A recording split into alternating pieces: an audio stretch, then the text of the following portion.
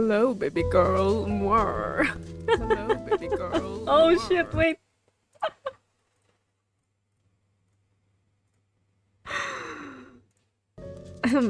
Hello. Today we're playing finally the still water. Yeah, still water. Yes. Sorry, the stream started kinda late because I was eating dinner. And the game wouldn't start when I tried to open it before. And yeah, I had to re-download it and all and set up my OBS. And hey, at least I figured that out real quick. Open mail. Open mail? Which mail? Have so many mails, bro. Wait. So anyways, today we are playing Stillwater.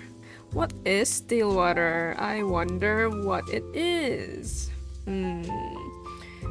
I actually found the game through itch.io and it seems interesting. So let's read the synopsis of this game. A woman arrives with a mysterious letter in hand addressed to her grandfather. Etched in crimson is a foreboding message, a warning, a promise made from a time forgotten. Private investigator Hugo Laurent and his assistants must solve this bizarre case before an old family's curse befalls them all. Wait. Hello! Thanks for the follow, Allied Henchman. Allied Henchman. Welcome to the stream. Thanks for the follow. We're playing Stillwater. It's a visual novel? Horror visual novel. The first time I see it is like, I am very attracted to the art. The art is very pretty. And this was made for a game jam. A game jam for Spooktober Visual Novel Jam on year 2021. Seems very interesting. You know, game jams sometimes really make good games. I'm really interested in game development, really. Hold on. What do you mean by open mail, bro? Should I be concerned? Okay.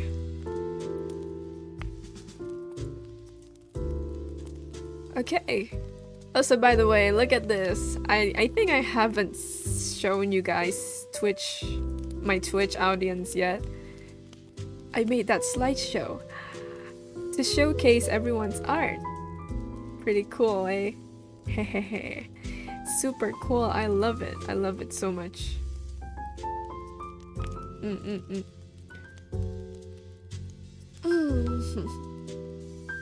Okay, without further ado, let's just continue on.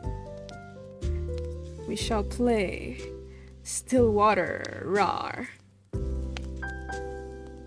A whoop! Jump scare. Jump scare. What is this man looking at? He's directly looking at you. Very menacingly. Stillwater. Oh, there's the volume, the music. Okay. Stillwater. What's break room? Oh.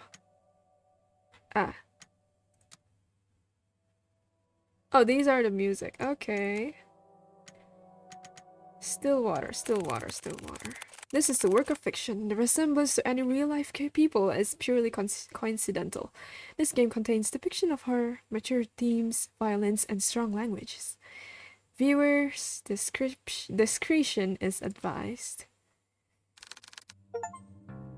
I'm sorry, but I can't stay here anymore, Nina.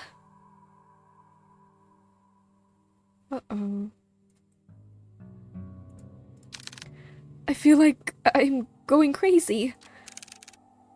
Calm down, if we can just talk it out. So many strange things that keep happening one after another. Every day there is this damn dripping sound. I thought it was just something leaking at first, but I check every faucet, every ceiling, everything, and still I hear it everywhere, constantly echoing in my ears. Please listen to me. Oh, but the water. That damn water. Water? Yes, it's everywhere.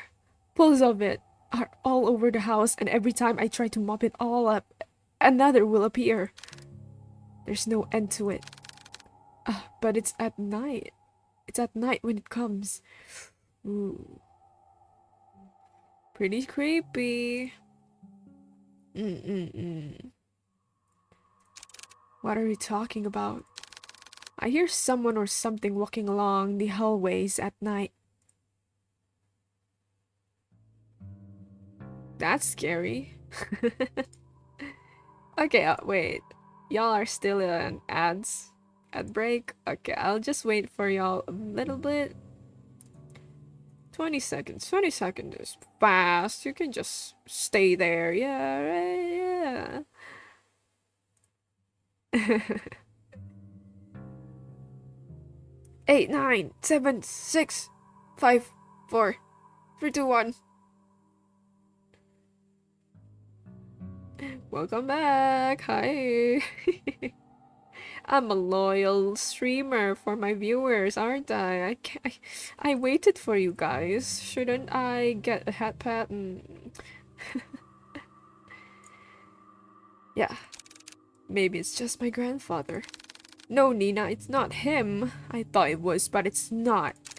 But I've seen it. That thing. What thing? I only glimpsed at it once, but I'm more than certain that thing was not your grandfather. Ever since that night, I would lock my door and pray it would walk past my room. I don't know what's going on, but I swear it just keeps walking. Always walking on pools of water. Sometimes I hear them randomly. Their steps are erratic and faint, but I can still hear them. Oh no.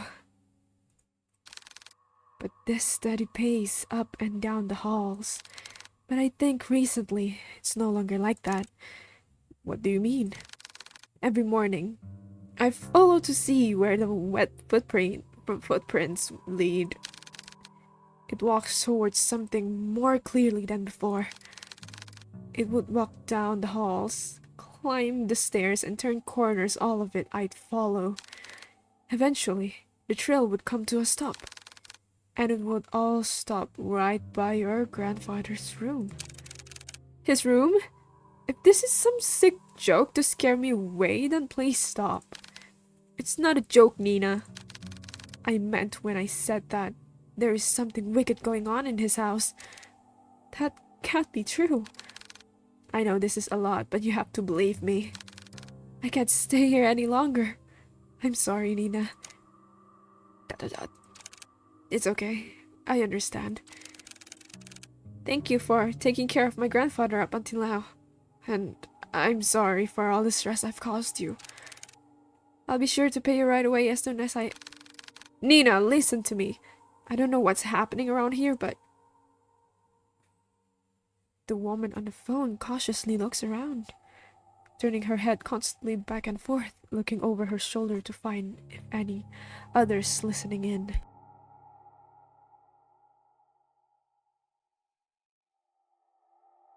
She grips the phone so close to her ear in a vice-like grip before speaking again in a hushed tone. Something terrible is lurking in this house. I don't know what it is, but please, as soon as you get back, take your grandfather and just leave this place. Leave? I can't just leave everything behind. We have nowhere else to go. Please, Nina, this place is not safe. The rumors, they're true. The curse is real. My family is not cursed. But Nina, at this rate, you and your family will... Enough! A pause. Cold and sharp tense strains the call as both women exhausted and stressed beyond their comfort, try to stifle their growing frustrations towards one another, neither yielding to the other's thoughts, only leaving anger and hurt to fester through the silence. Hold on, my dog is crying. BRB.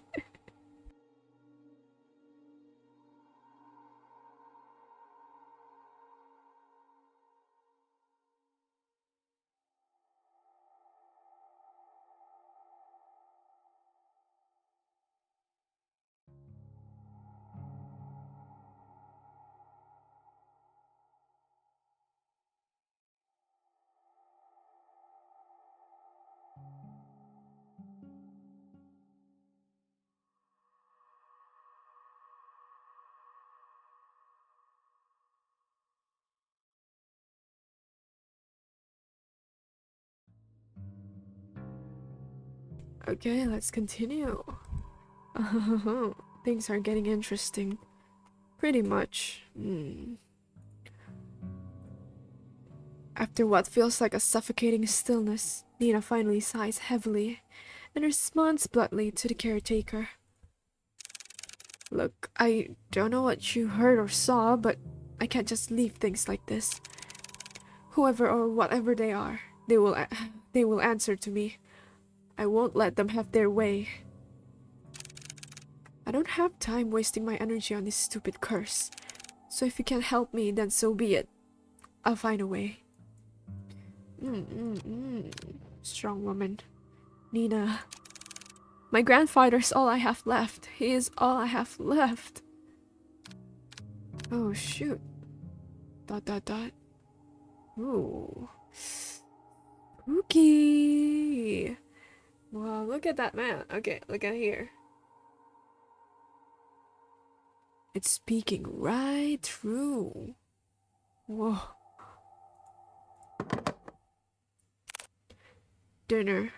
7 a.m. Oh, diner. My bad. Diner. 7 a.m. Amid a foggy morning, there sits a man by the corner of a booth. He drinks black coffee, and depending on his mood, occasionally orders a donut. And today, it was just a black coffee. That means he does not have a great day, doesn't he? Ugh. Hugo. Man, I love the art style. Look at the brushstrokes. Whoa, I love the art style so much.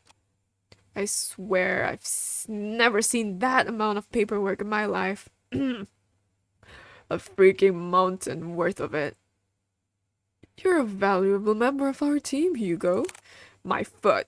I'm starting to believe that I was bamboozled into joining their agency. Bamboozled. Ah. Thank you for the follow. Long-term perm. Hope you enjoy your stay. We're playing Stillwater, a horror RPG visual novel game. Oops. Never mind. Sorry. No can do.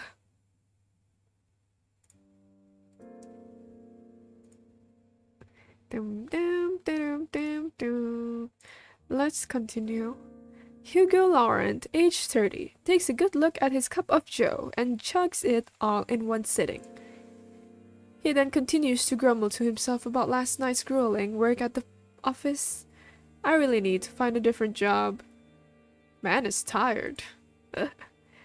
As he contemplates his poor life choices, he looks out towards the early mist.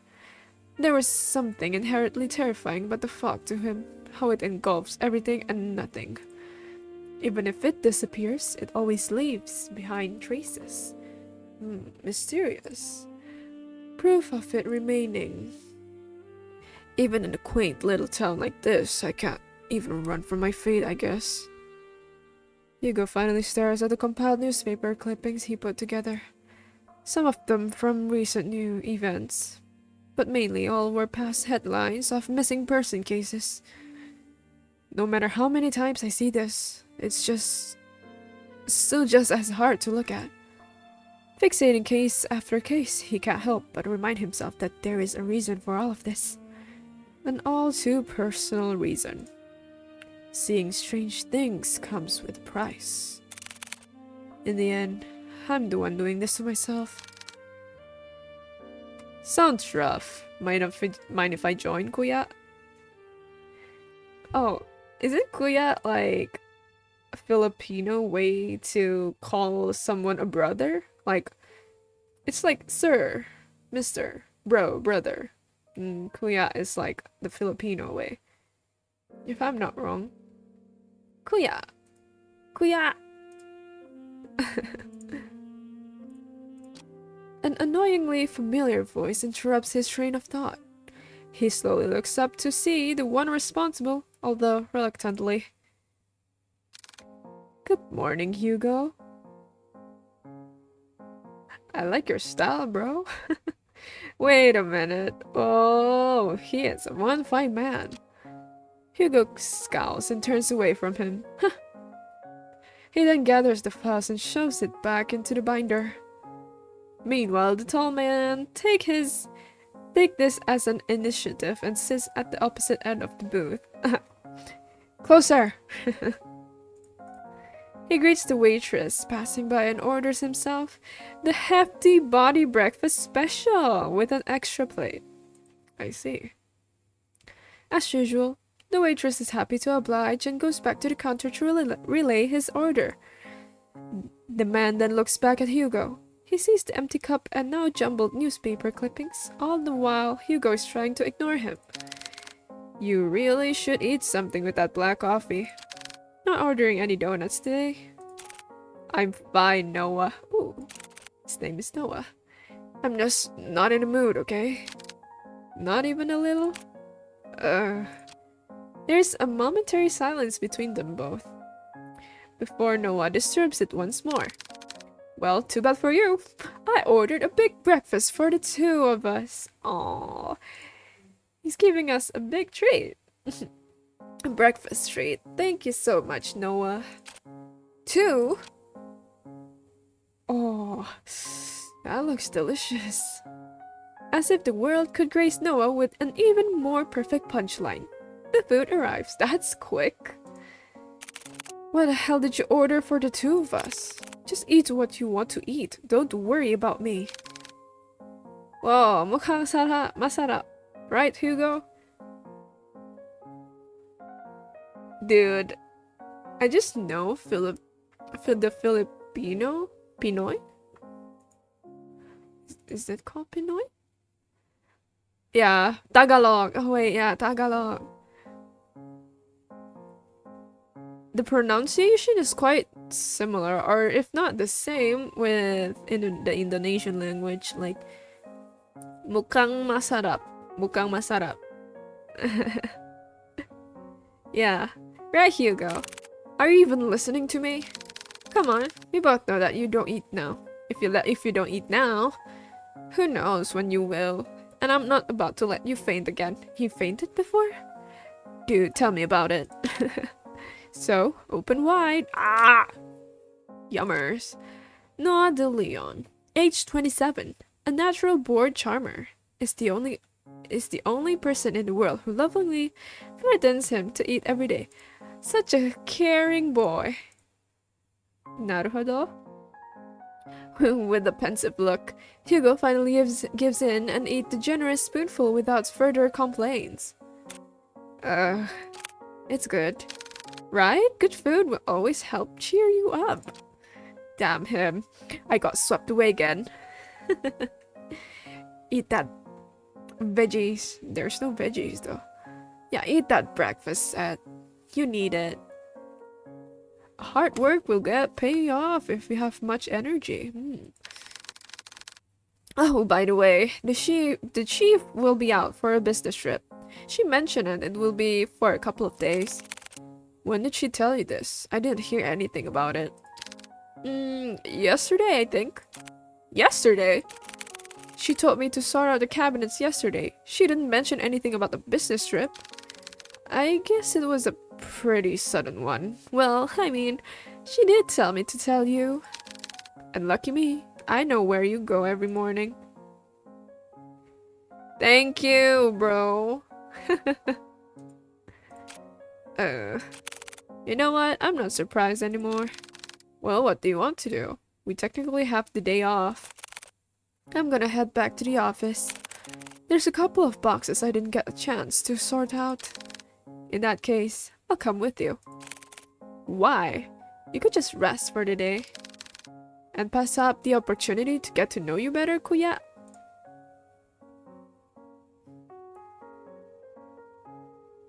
You know, my radar is right now, so just so you know. I'm sipping my water. Just so you know. Yeah, pretty, not very, yeah, fruity. I mean, what? Yeah. Kuya, quit it. After their enlightening banter, the two of them finish their breakfast, pay for their meals, and head to Hugo's car. Nini Nunu, we are driving. As Noah opens the door to the passenger seat, he notices a bloodhound sleeping inside. Oh, what a cute little dog. A big dog. Oh, it's a big dog, but silly little boy. Or girl. A big dog stares at the sound of a car opening, lazily stares at Noah. Ah, I'm sorry, big guy. When he then closes the door while trying not to make too much noise to disturb its occupant. Colby. Hello, Colby. Oh, his eyes are open. Hello, Colby. Big dog. Who's a good boy? At the sound of his name, his heavy-lidded eyes slowly peek to see who calls for him. It is his one and only partner, his human. Aw, look, Colby looks so cute. Yes, adorable. Look at his eyes. As if finally realizing who he is or where he is, the old bloodhound, he's old, pat, stirs up from his sleep, pounces at Hugo, and proceeds to wag his tail uncontrollably. Aww, cute. Woo! He barks! Good morning again, Colby. Had a nice nap? Ah! They're smiling! They're smiling so happily because of the doggo. So cute. Colby, 8 years old. Oh, he, an old boy. Good boy. Hugo's most faithful and loving partner in crime has the biggest tendency to just sleep all over the place. Noah, who is witnessing all of this from the backseat, chuckles to himself. He is amazed and slightly defeated at Hugo's sudden urge of energy. Ha! It doesn't matter how many times I try when it comes to boosting up his mood. No one can beat Colby.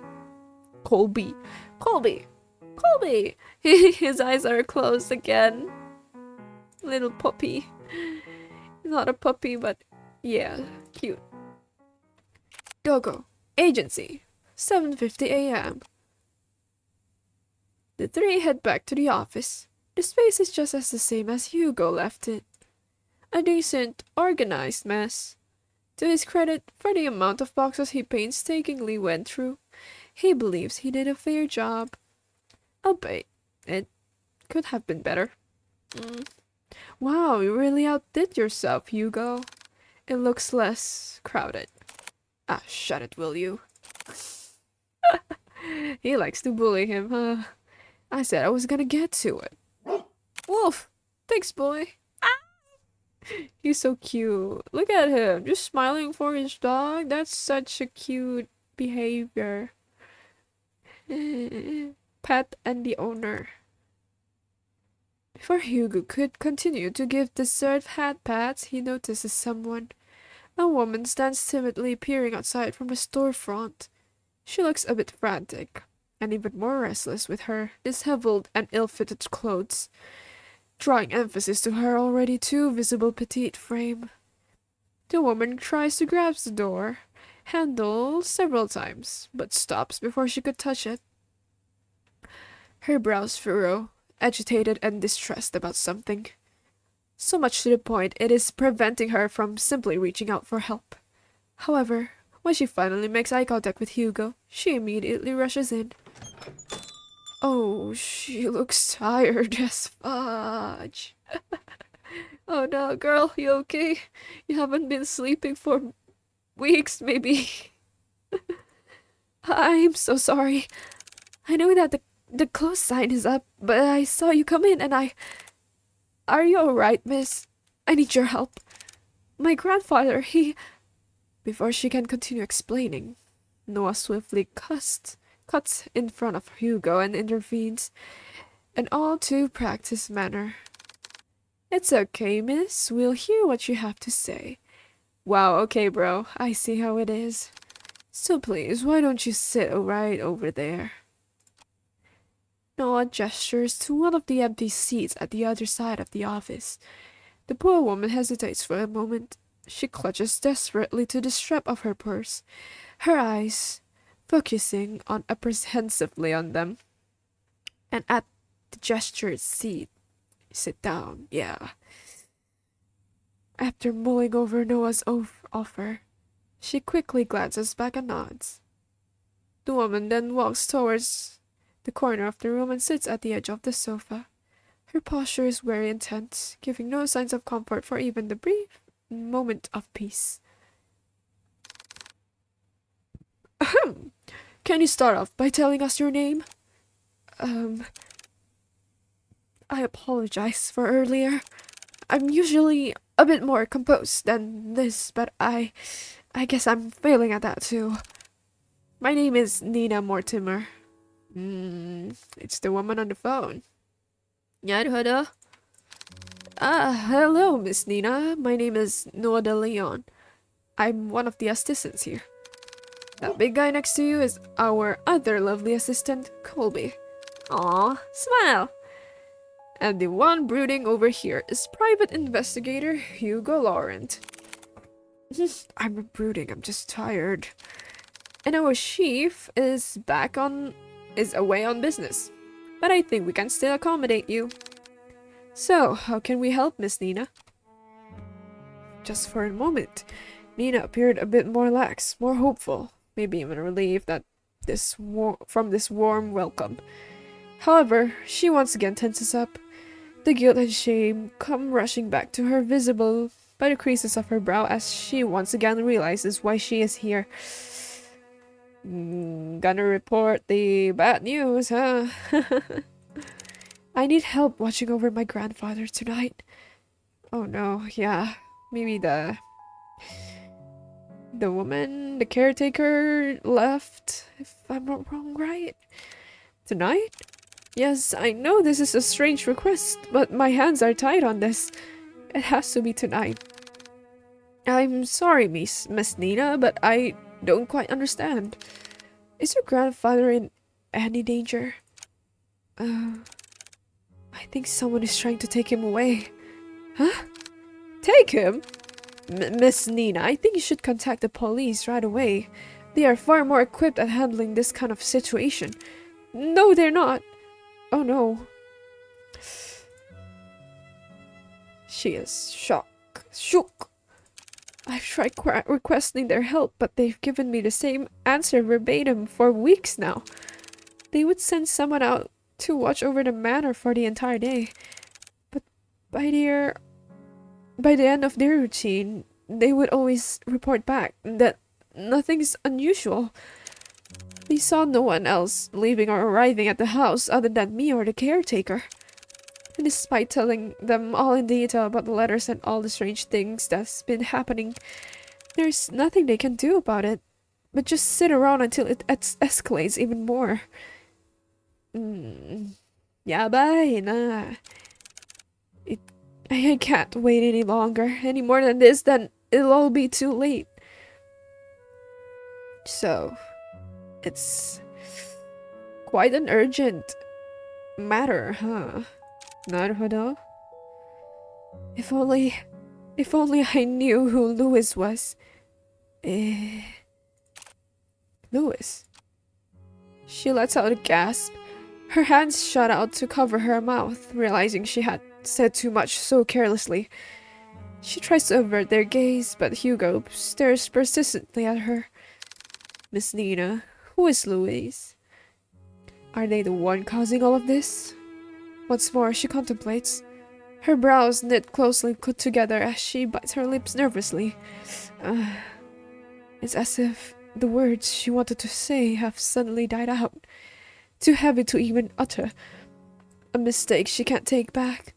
Before the silence stretches further, Noah speaks to Nina with a gentle and reassuring tone. Miss Nina, I know it's scary. All the things that you've mentioned to us so far, no one should have ever to experience, especially by themselves. And I assure you, we'll listen to all of it. I promise. Wild and manic eyes search deeply at them, trying desperately to discern any doubt or mistrust on their faces. However, all she sees are people who are willing to give her time and simply listen to her. To actually help her. Yes, we are here to help. From this alone, Nina looks to the side where her purse is and opens it. Tucked inside of the pockets. Hold on. She takes out a single slightly crumpled envelope with a pigmented red wax seal pressed in the middle. At a glance, Hugo can tell right away that this letter appears to be a bit more worn out and antique. And yet, despite its delicate form, it remains well preserved, well kept. It's as if the letter itself was untouched by time forever waiting to be opened. Interesting. なるほど。笑ははは。Grandfather has been receiving cryptic letters for the past month now. The letters didn't come with an address or the name of the sender, but this one is different from the rest. And had the name Louise on it. Louise. Oui. As she hands over the letter, Hugo notices her hands slightly shaking. Nina is still avoiding his gaze, but he knows she is trying in earnest. But before he could reach out his hand, he senses it.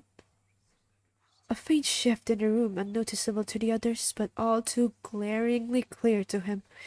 There is something very wrong with this letter. Suddenly, Hugo recalls his hand away in pain. Ooh, like being struck with something sharp. So spontaneously, so memorable that even in the pain disappears within seconds, a hint of it remains. Ooh, creepy. Something so small akin to a prick from a rose's thorn, or more like a paper cut. Are you alright? I'm sorry, I didn't mean to hurt you. No, I'm fine, Miss Mortimer. It's not your fault. It's not your fault. Miss Hugo stares squarely at the cut. A thin red line starts to form slowly by the top of his index finger, trailing down and stopping just above the first crease. Ooh, a red so clearly visible it's taunting. That's creepy. That's scary. That doesn't look like a normal paper cut to me. Let me get you a band-aid. It's fine, Noah. I don't need one. But really, it's fine. It doesn't even hurt that much. Noah takes one good look at him before sighing expertly and sitting back down in his chair, still eyeing on Hugo's hand. He is worried, bro. Hugo shrugs and returns his attention back to the letter, but this time, luckily, nothing happens. What if that paper cut made blood, and it's like a contract, like a contract with a scary big demon. Like blood contract, Let's not jinx it, shall we? Ooh. For it to reach all the way out here with just a letter alone is truly terrifying. Carefully, he removes the contents of the envelope and unfolds it. At first, it looks like any other normal written message. A person named Louise, Louise, Louis, Louise. Should I? Louis. Just call him Louis. Louis is asking the other, Henry, to come meet him by the lake at midnight, needing to share something important with him. However, that's eerily striking about this is not the letter itself. Peering at the bottom of the page, a message scrawled unlike the rest stands visibly out to Hugo. A message that shouldn't be there. Remember our promise, Henry. Ooh. Luigi! Luigi! Mario! No, no, no! Wow! Oh my god. Hello, Coral. Louise! Mario! Luigi! Come on. Louise. Okay. When did you receive this letter? Yesterday? And your grandfather? Where is he now? He's currently back at the house with the caretaker. I promised them I wouldn't be out for too long. I made an agreement with them, you see. Oh, what sort of agreement? The caretaker we have now agreed to watch over my grandfather, but only during the day.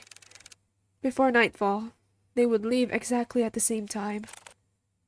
Before nightfall? Oh.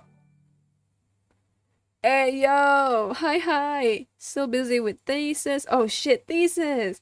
But just want to leave a lurk and boop. Thank you for the resubscribe! Oh my gosh. Coral, you the man. Good luck on your thesis though. Oh, I can't imagine how hectic it will be. Bop.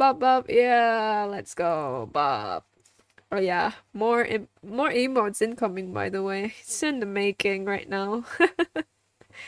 Thank you again, Coral, for stopping by. Hope you and wish you all the best. All the best. More? Yes, more. You can spam them for fun. Even more. Grab your subscription now and you will enjoy a lot of emotes. Wink. I can't wink. Yeah, as you can see, I have only one eye. Thank you once again. Happy lurking. Yes. For nightfall. I wanted to believe that this whole thing was an elaborate scheme to scare my family away. I know this sounds crazy, but at one point I thought everyone is in on it. You really think so? Oh no. The mail carriers, the officers, the caretakers, everyone had a hand at making our family suffer. But this one was different. Oh, she's shaking. It's been hectic for the past 7 months? That's a long time. Oh no. All the best, bro. Get that graduation success. Roar. Let's go! Go, Coral!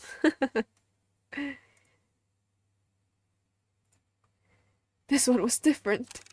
Up until now, I've never heard of anyone by that name.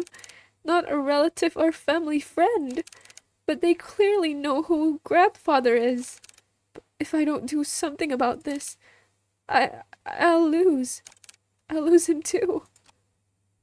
Just by uttering the words alone, Nina begins to break down. The stress, the anxiety, the fatigue, all of it was finally catching up to her.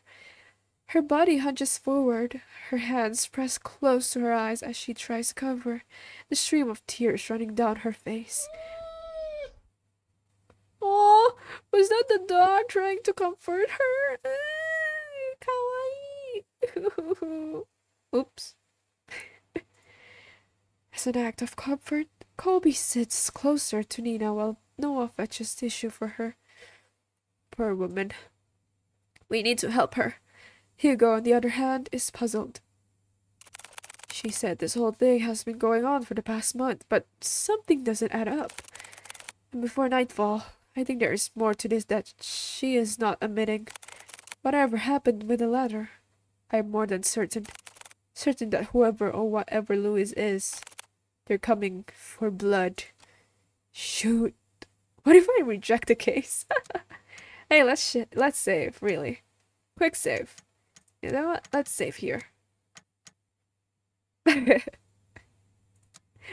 Let's choose the reject the case first. Maybe that would lead us to first ending. Reject the case. Hugo cast his face downward to stare directly at the ground in front of him, unable to look at Nina. The burden, the solitude, the madness, Hugo knows all of it too intimately. He suffers the same conflict that weighs heavily on her mind, and yet, in spite of this, it is too much for him. Like walking along a tightrope with the ground void and unclear, vast and empty and dark. So very, very dark. No, I can't still do it. Well, I think the outcome is still the same. We can still do this. Before he could respond, a distant voice, so charming, so terribly commanding, finds him at the spot. Oh, it's already too late for them, you know? Oh, shoot.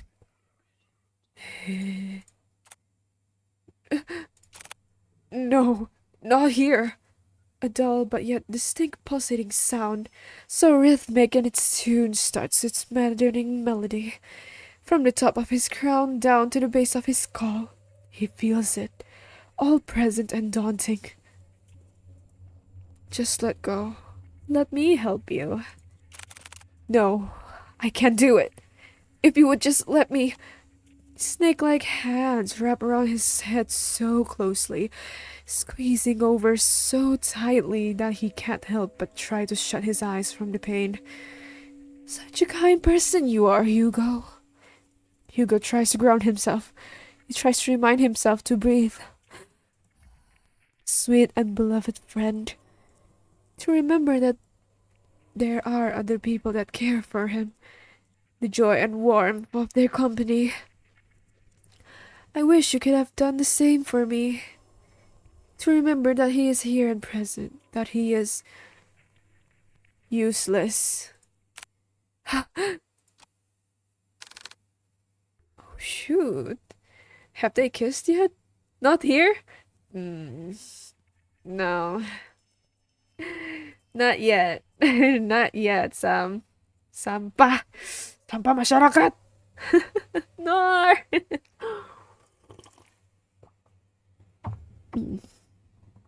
Can you hear that? Me swallowing my water. It's about to go down though. We're getting there. We're getting there. You just have to wait. Bruh. You just have to watch. We have to keep watching. They're on the action. You know this guy, his name is Noah. He seems cool.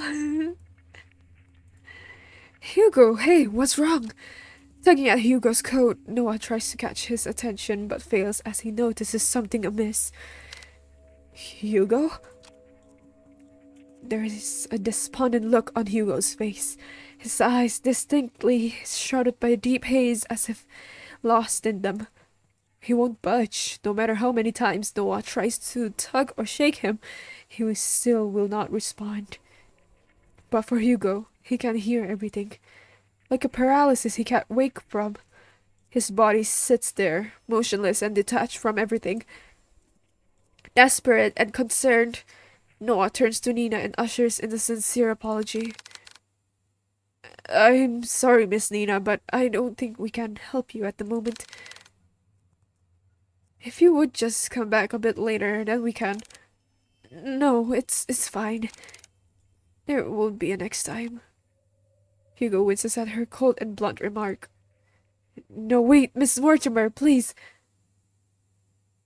Nina stands up abruptly from her seat. She wipes away her tears quickly from her reddened face with the sleeves of her coat and looks down. Once more, Her tense and cold front-like demeanor returns to the forefront, already trying to forget and move on. Without so much as a word, she'll slightly bows her head towards them and walks out of the office, not once looking back. Bed ending? Pulling strings? Fine. So that's the first ending we got. Interesting. So that is if we rejected the case. So it's a quick ending. We can start another one. Let's load. Aha! Okay. This time we will take the case. We shall help Miss Nina on this very sus case of the mysterious murky water case. Scary, spooky. Which one makes Noah and Hugo kiss?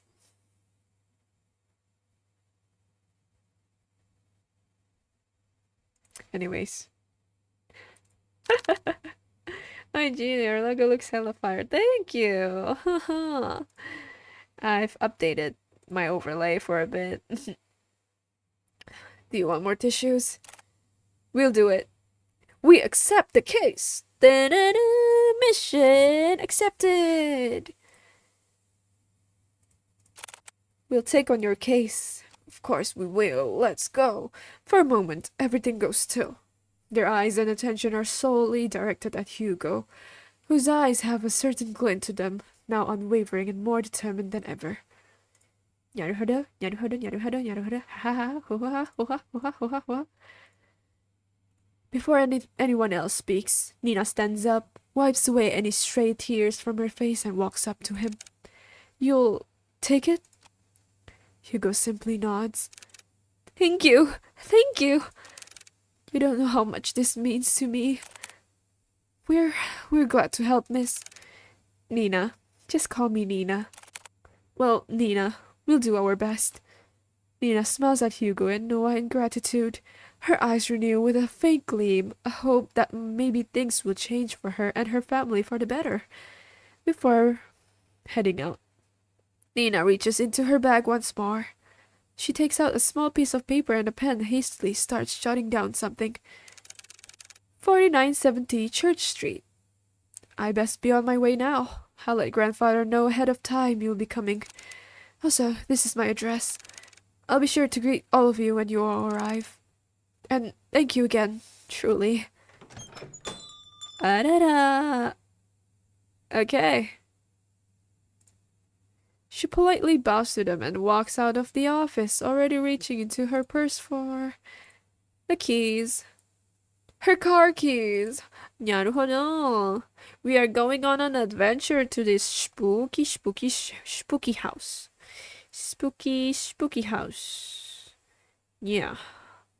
Hugo watches from his desk as she goes to the open driver's seat. Nina looks back at the office window and takes one last look at Hugo. She waves slightly at him before finally pulling out the parking lot and driving off. Hugo looks like the detective from the Daisuke Kambing Unlimited anime Anjrit.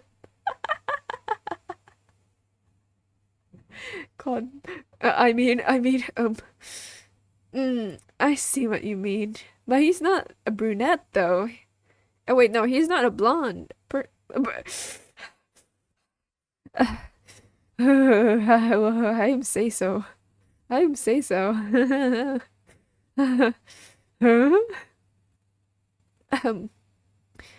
Yes. But the one from the Daisuke Kambe anime is not blonde. I think he's like brunette or something. Yeah. He does give up the vibe though. She slightly waves at her, driving off. Pew! Once out of sight, Hugo turns to look at his cluttered desk. Clean your desk, man. You live like this, damn bitch. She's still messy, but presentable. Still. I guess I have to sort these out later again. Car, 5:30 p.m. We're riding on a ship in our favorite we're going on a trip with our favorite car. Raining. We about to kiss right now, bro? I mean, from the ongoing downpour to the quiet hums of the car, they sit in silence. I think the hair color is similar though. They about to kiss under the rain. Yeah, yeah. Forgive me for my unprofessionality, unprofessionalism, num num num.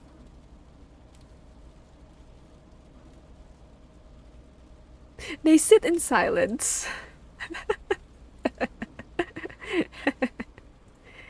Still miles off their destination. Hugo constantly checks the rear view mirror to see any passing cars, but it was only them on the road. Noah, who usually chats his ear off by now, leans quietly against the car door as he looks out to the passing streetlights, reserved and distant. That's very unlike you, Noah. He hasn't said a word to Hugo since they left the office. Something's not right. ... Hey, you're a lot quieter than usual. What's wrong? Ha, what a surprise. Have you been looking at me, Kuya? I love how how he just calls him Kuya. Kuya, Kuya, bro. No, you idiot. You usually just talk a lot, that's all. So do you miss me talking? Come on, stop flirting. Not in front of my salad. My salad is about to rot. Why, my salad is about to rot, man. Come on. Just say it. Dot. Do you believe her story? Serious mode, Hugo. He's on serious mode. Serious mode. Noah in. What? Given all the things she told us, do you think she is telling the truth? Dot. Yes, I believe her. Or at least, I believe she hasn't lied to us. But you know, I can't shake this feeling that she is hiding something. Like, if she let out certain details on purpose, she better kill us all, man, I swear. I hope not. That would suck. That would suck. Also, why did she have to travel this far out of town for a private eye? Surely there must have been another far closer to her home than ours. Maybe the devil is speaking. And Hugo, you are the suspect. Why else would she go after you for private investigation? Cue Danganronpa VOD. I just don't know how to explain it. As expected from you, Hugo. Why is he winking? Wink. Just so you know, I am winking too, you know? I am winking right now. You just don't see it. Are you making fun of me? Yeah, you making fun of me, huh? Sayara! No, not at all. I'm just admiring your observations. I didn't want to offend Nina earlier, so I just kept quiet until she finished. But her last name caught me off guard. Huh? Have you heard about the Mortimers? They're a pretty distinguished family with an own esteemed fishing company. Fishing company? Is that where the sussy waters come from? Yeah, I see. Well, they used to, I believe. They have yet to name an heir. What do you mean? Should it naturally go to Nina? It should, but I don't know. From what I heard, each time they try to name a successor, that relative mysteriously disappears.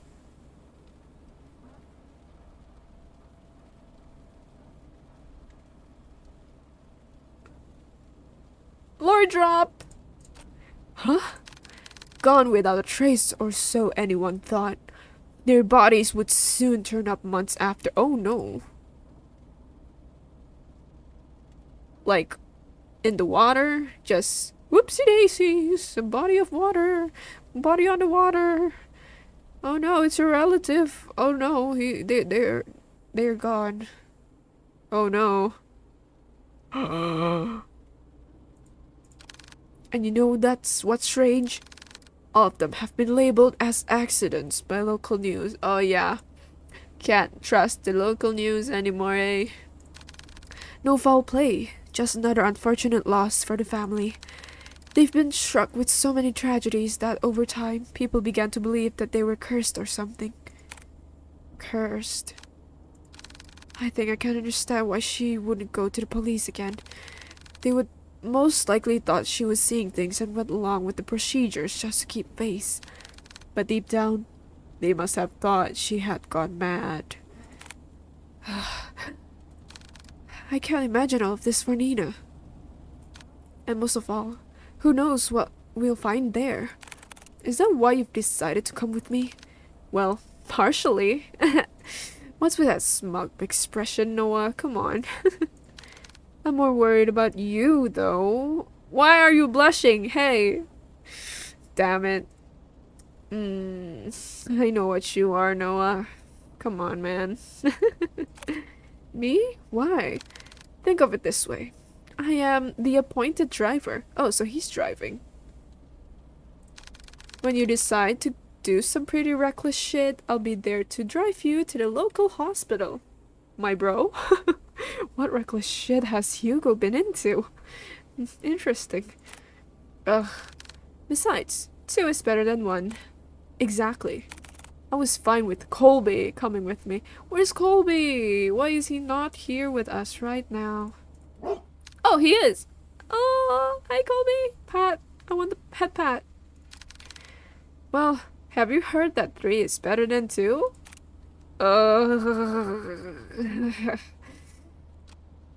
So cute.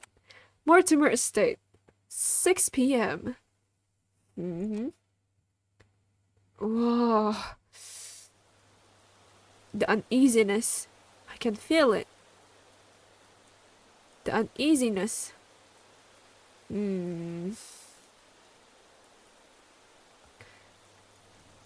Nestled away from prying eyes, it stands tall, magnificent, and classic.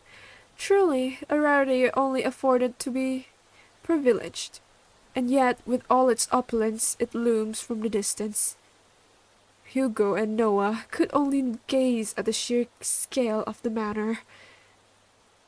Its grand stature topples easily over the dozens of houses they drove past. Wow, look at the size of it. I could never imagine seeing a house like this in person. It's almost too surreal. Come on, she's waiting for us. Immediately after exiting the driver's seat, a sudden sharp pain weighs heavily on Hugo's chest. Oh shoot. Grasping tightly at his coat, he begins to gasp for air. Oh no. His vision hazes as he leans close to the car, trying desperately to ground himself. Like a fish drowned out of the sea, he desperately heaves. The air in his lungs escaping too quickly burns as he feels his throat starts to strain, drawing tighter the more he breathes. But this pain pales in comparison to a feeling far more excruciating. Is it the house? No, something far more sinister. He feels it. Someone is watching him. A pierced gaze fixed on him, like leering at a bug and waiting to strike. We'll be together soon, Henry. Shoot. What the hell? Damn it. Already? I need to hurry or else... Hey, are you alright? Noah calls out to him, snapping him out of his fixated trance. Aww, Colby. Colby nudges his head against Hugo, whining his concern over his partner's well-being. Did you did you hear that just now? Hear what? That voice. It was so close to my ear. Is everything all right? Hmm. Whoa, the blurring effects are so cool. Right, that was so cinematic. How did they do that? I'm not sure. It's so cool. Like, they even put the perspective and all. That was cool. I really need to learn how to make visual novels, man. Seems dope. I'd be happy to make you tea at the very least. If it's no trouble. No, not at all. It's the least I can do. Once again, the subtle uneasiness from Nina's surfaces. But before Hugo could get a chance to look further into it, she walked off towards the front porch without saying another word. Are you sure you're alright? You sounded like you were choking earlier. Yeah, he was choking, alright. I said I'm fine. Besides, we're already here. We can't back out now. Listen to me. I think you should. Noah abruptly cuts his lecture short as he notices Nina stopping by the front door. She stands by the door silently, contemplating something. It's just like before, but this time she seems even more anxious. Whatever unease she tried to mask earlier became more apparent the minute they walked closer to the front door. I haven't been quite honest with you, Detective. About time, woman! About time you say what's been in your mind. Wow. Should have told us earlier, huh? Hmm? Just like before, as if carefully choosing her next words, she decides that in this situation, words are not enough. You'll see for yourself what I mean. Huh? And with that, Nina enters the house, leaving the tree to follow behind. Hugo is about to enter through the foyer when he feels a tug on his arm. Don't forget what I told you. If something happens, let me know right away. Noah, please, protect Hugo. You'll be the first to know. He's so caring, he is. Man. And with that, Noah releases his grip on Hugo. He's gonna do the who did this to you. Oh. Ooh, pain. The angst can be smelled from afar. I'm in so much pain. They proceed to head in, not knowing what awaits them beyond the door. Ooh, nice interior.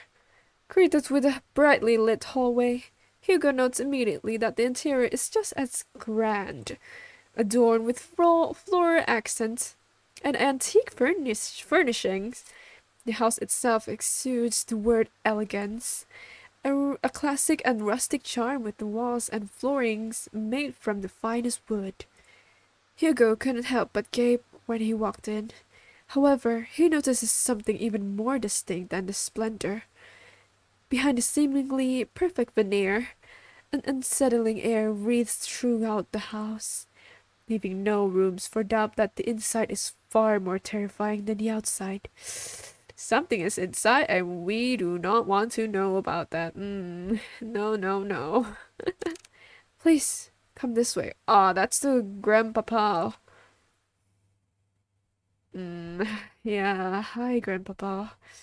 Bracing themselves, they entered their dimly lit drawing room. At first glance, Hugo could not discern the silhouette situated at the far corner. Only the sparse lighting from the window pierces through the fraction of the room's darkness. Oh, Ed. Well, I'm gonna wait for you guys for like about 50 seconds. Do do do do do. Do do do do do do do do do. Ad time. Yep.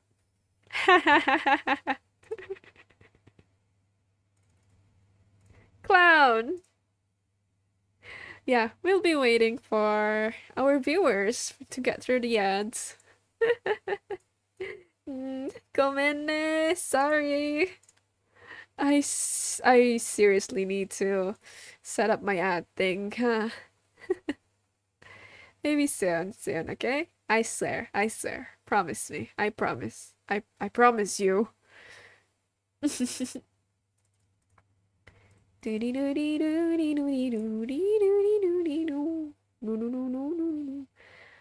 y'all still in the ads?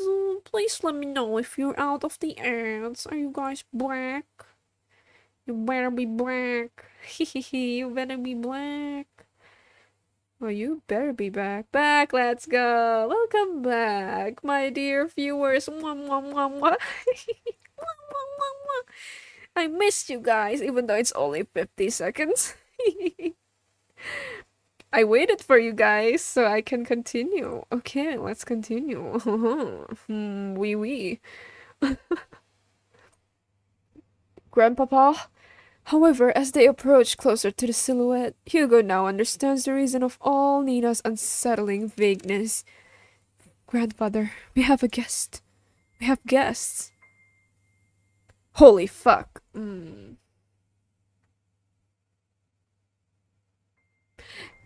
You know he's possessed, right, woman? You should just call the, exorcist rather than us detectives. We don't have paranormal equipments or skill. Just so you know. I think we should call them right now. uh, Sitting on the armchair is a very young man, not much older than Hugo or Noah. You call him grandfather?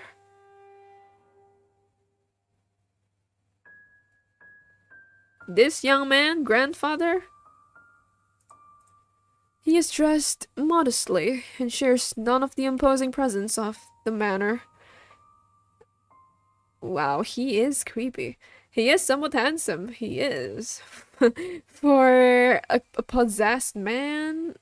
Yeah, I have to agree. No, rather, such luxury does not even remotely reflect on the man before them at all. It's as if the flow of time had stopped only for him, while the rest had continued changing drastically without him, just like the latter timeless, delicate and jarringly out of place. Staring only at the window, the young man sits there, dazed with little acknowledgement of the people around him. Still motionless, like a doll. Grandpa, these are the people I spoke of. This is Detective Laurent and his two assistants, Colby and Noah. You know what? At least we still get to bring our dog into this investigation. Wait. If something happens to the dog, oh, I swear, bro. Oh, I swear. They're going to help us. Henry! So, this is the Henry guy the voices are calling out for. Henry. Even after introducing them, the head of the Mortimer estate, Hugo and Noah could not help but feel unnerved. The man before them is supposed to be frail and older than any of them, and yet here he remains, forever unchanging. Forever young! I'm sorry. Forever young. They've come a long way, so I'll be making some tea. Would you also like some, Grandpa? ... He does not reply back, nor does he glance at Nina or anyone else in the room. Only fixates his gaze on the rain, nothing else. I'll be sure to make a cup for you too. Then timidly gestures to Hugo and Noah go back to the foyer. Bearing more questions, the two follow Nina outside. But before they leave the drawing room, Hugo takes one last look at the young man.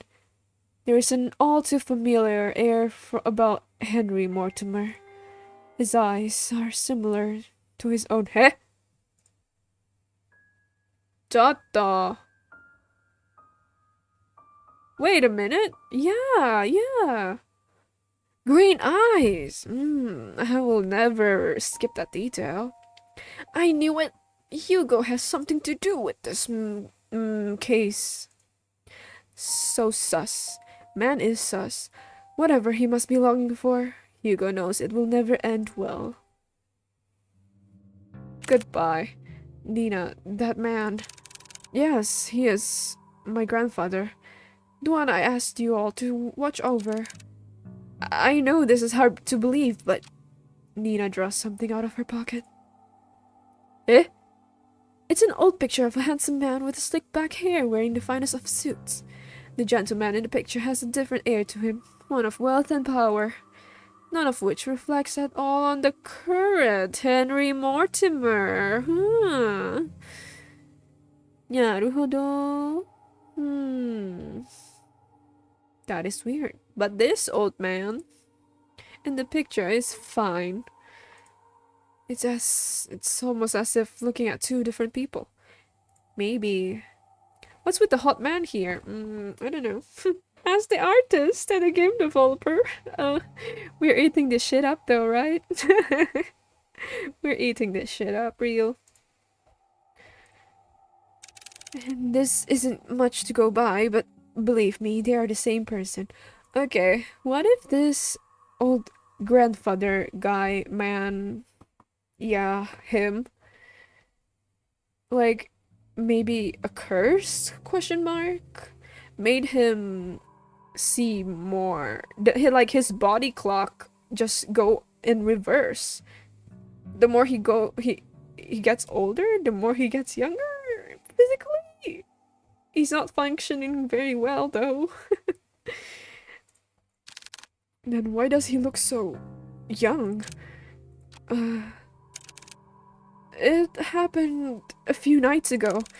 I was on my way to get a cup of water, then I heard a loud thud coming from my grandfather's room.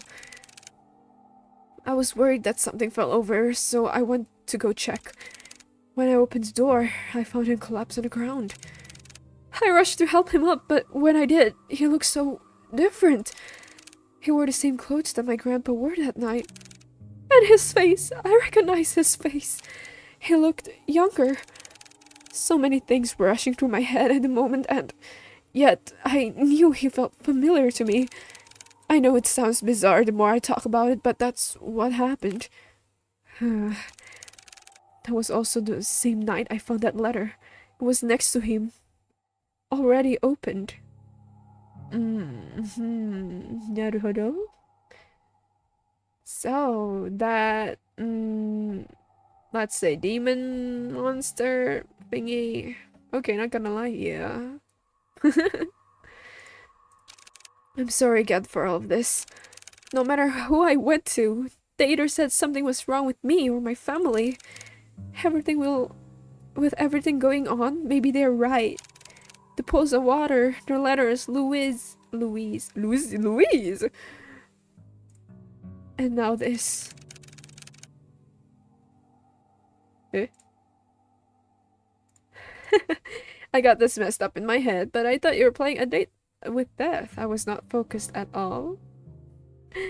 That was my previous stream, actually. I streamed that on YouTube.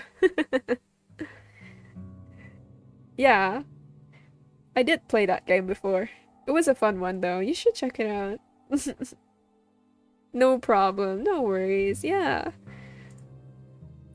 I've been ignoring the signs for years and just blindly hoping things can get better if I try finding solutions on my own. But that's not enough anymore. Maybe my family is really cursed. No, they're not. Curses aren't real. Detective? I think we easily get too involved in believing that sort of thing exists. My man. Oh, you do not know, man. You do not know. I need coffee. No worries, dude. In truth, the ones who fixate on it make it their reality.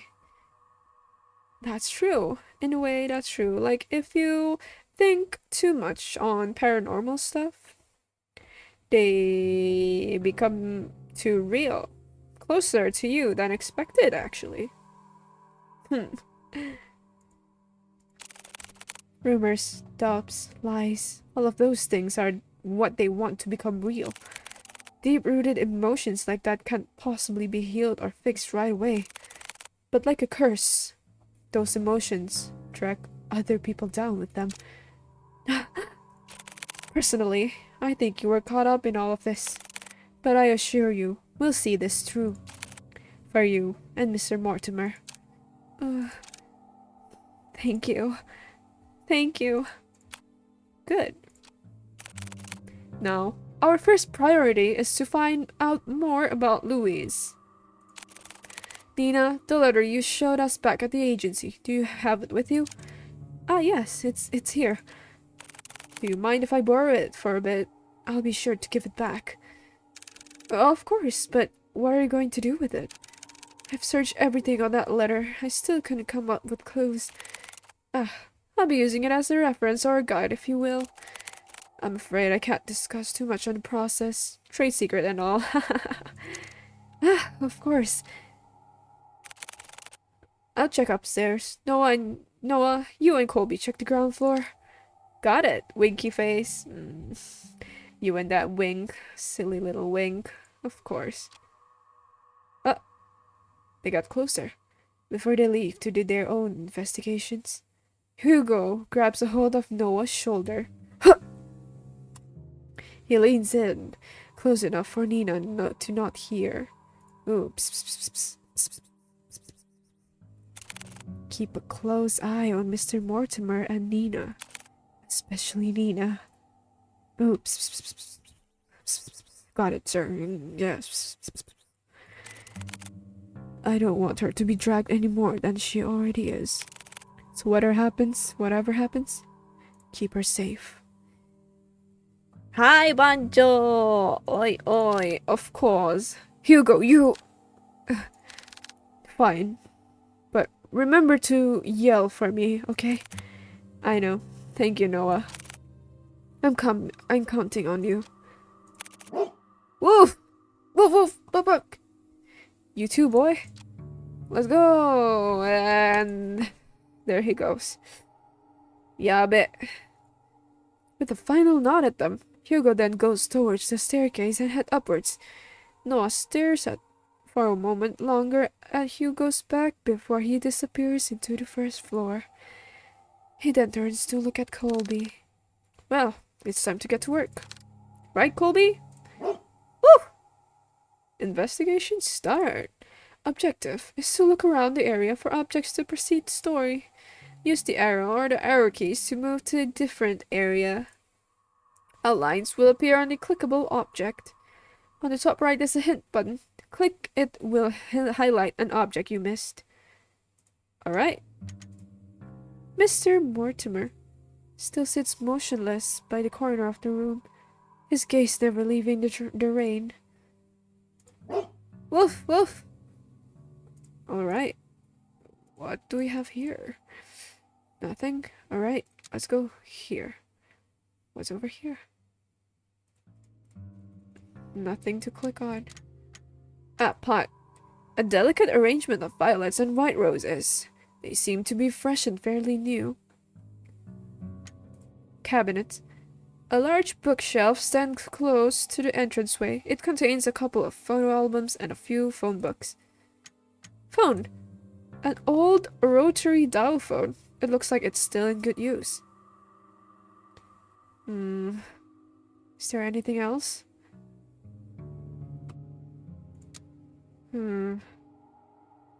About this? Over here? Nothing? How about here? Oh, this one. Frames decorating the walls are covered in white sheets, veiled with a thin lining of dust on top of each one. Oh, there are so many paintings covering the walls. Are there more like this all over the house?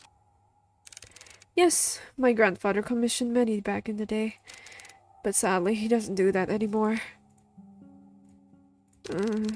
Nina, I can't help but notice the paintings are covered. How come? I did that.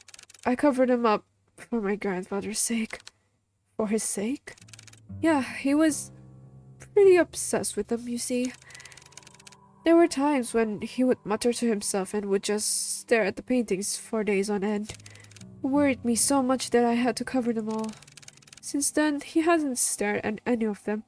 He just sits quietly, looking outside. Oh, that's creepy. I see. Uh, about the paintings, I also noticed that they all have a similar theme. They all had water in them. Still water. Water. Water. I see. I know this isn't a coincidence since you've told us before. But if there's anything, anything at all, then please tell me. Noah, can I ask you a question first? Sure, go ahead. Do you believe in mermaids?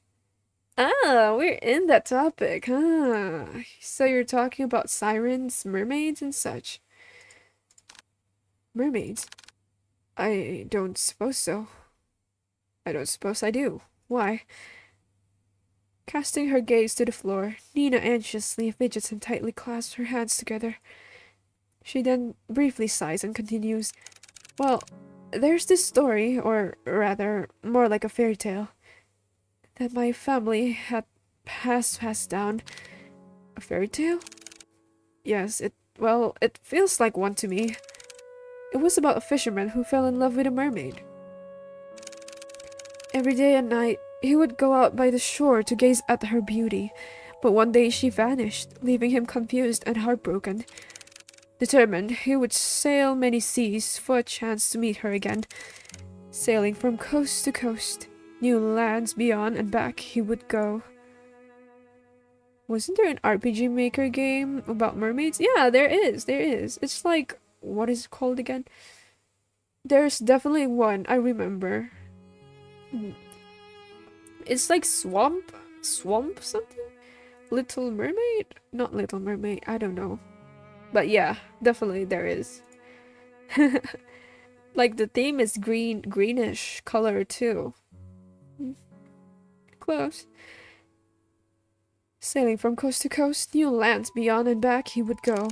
Not long after, fortune followed him all throughout his journey and made him one of the wealthiest and most highly respected in his village. However, despite all the wealth he gained through his travels, he never found the mermaid again. She would only be a dream, nothing more. And that's the end of the story. It doesn't end happily, but I guess there was a lesson behind all of it. I just never understood it.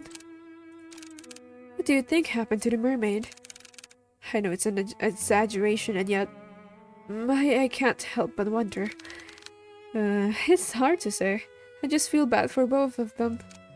Huh? To be honest with you, I'm not a fan of sad endings.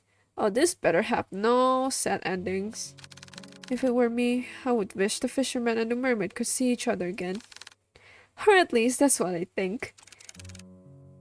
Even if they weren't meant to be with each other? Yeah, I think so, at least. I wouldn't want to imagine going through a journey all by myself. It's hard being alone. Is that why you always tag along, Mr. Hugo? Is that it? I see how it is, Noah. You are so see-through like glass. A journey all by yourself. Mortimer Estate, 11:30 p.m. Should we save? Quick save. Okay. Ooh, this room. After searching vigorously through each of the rooms, he knew his findings would eventually lead him here. This is it. Hugo walks towards the nearest lampshade and switches it on. Dimly illuminated, he sees the extent of how lavish this part of the house is. From the customized window drapes to the vintage furnishing, everything here exudes that of extravagance. But much like the interior Hugo has seen so far, He finds this one, in particular, reeks of it. Plastered from wall to wall, a gloom lingers. It's as if the room itself is smoldering, despite its preserved nature. Eh. Now we shall investigate this sus room. A classic wooden chest lies at the foot of the canopy bed. Its lock still firmly holds, safeguarding whatever inside. Naruhodo. Wardrobe. A meticulously organized set of academic books ranging from non-fiction to geography. Oh, I see. Are all on display. However, hidden away behind the vast collection of some children's fairy tales. All carefully kept. What's this? Atop the fireplace, unblemished and unmarked by time, hangs a curious and familiar painting of a beautiful woman floating on water.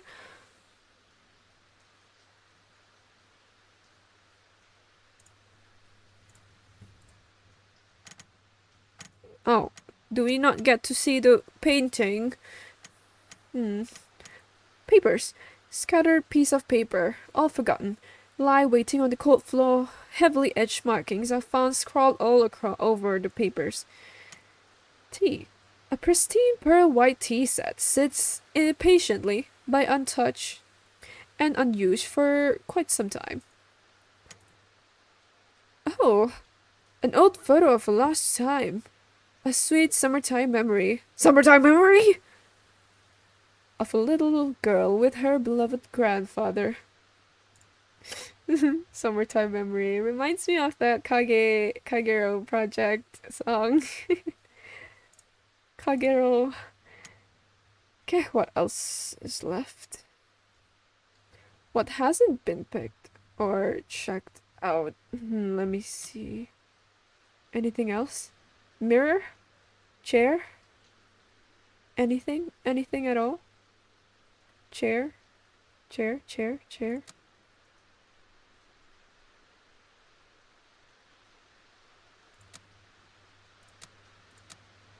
Ah, the book!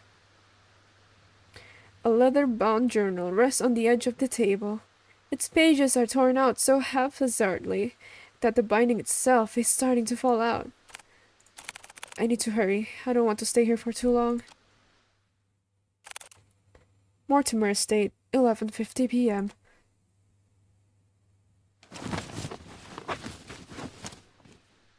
He searches and still there's no signs of Louise. Dude, you expect to find Louise here? To Hugo, even if there is a fragment or singular threat to that person, to their real selves, he could find them. But there is nothing. Search, search, search! Not one thing pertaining to him. It's as if the thought of Louise barely exists at all. What's going on? I clearly sensed the presence from before, but it's gone again. Damn it, I wish I had more time. No, calm down. It has to be here. I just need to focus. He ponders again, retracing every step, every little detail, hoping that he overlooks something. Yet he knows is that the one tangible thing that connects him, that are so closely to this space, and most of all to Henry, is the letter. Words of promise, of love, all delicately etched onto a page, but tainted with a powerful and dark emotion that has been festering for too long. Tainted. From the very start of all of this, Hugo believed that whoever Louise was, they were the ones responsible. He thought he could find them, and convince them to stop their hunting for good, to bring them peace and to move on. However, that isn't the case anymore. The unnatural force that binds everyone so closely together in this family is not the cause of an angry spirit. No, it's something far more devious than that. As he takes the letter out from the envelope, he notices a change within. Bearing no foreboding threat at the bottom of the page, it looks just like a regular letter, or rather, what it once was, a sad and tragic love. If you can come, then I understand. Things have gotten more complicated with your mother ever since she found out about us, right? I'm sorry, Henry, for everything. It hurts to see you so torn up like this. I would never hurt you or drag you along with me. If this is to be our farewell, then can I ask you one last favor? Could you keep my locket? I know this is selfish of me, but I'd like you to have it. I'd be happy to know it's safe with you. My heart will forever be yours, Henry. With love always, Louise. So, this was the true letter? A small warmth emanates from the paper, wrapping closely around his fingers. Quiet and soothing. The fragment Hugo was searching for. Louise, I'm sorry. You were also a victim in all of this too. Please, if you can hear me, I need your help. Oh, shit.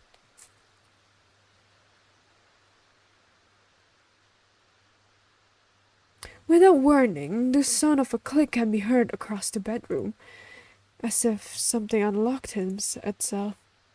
It's the chest. What's inside the chest? What's in that box?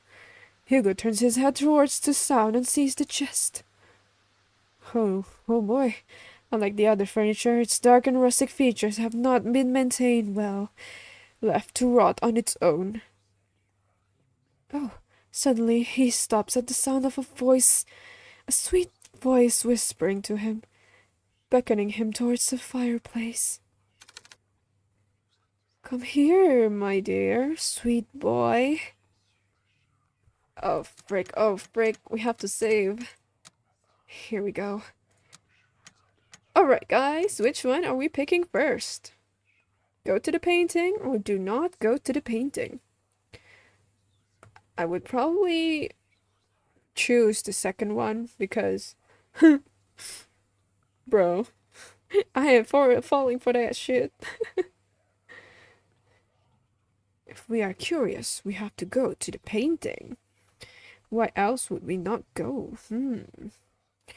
Right?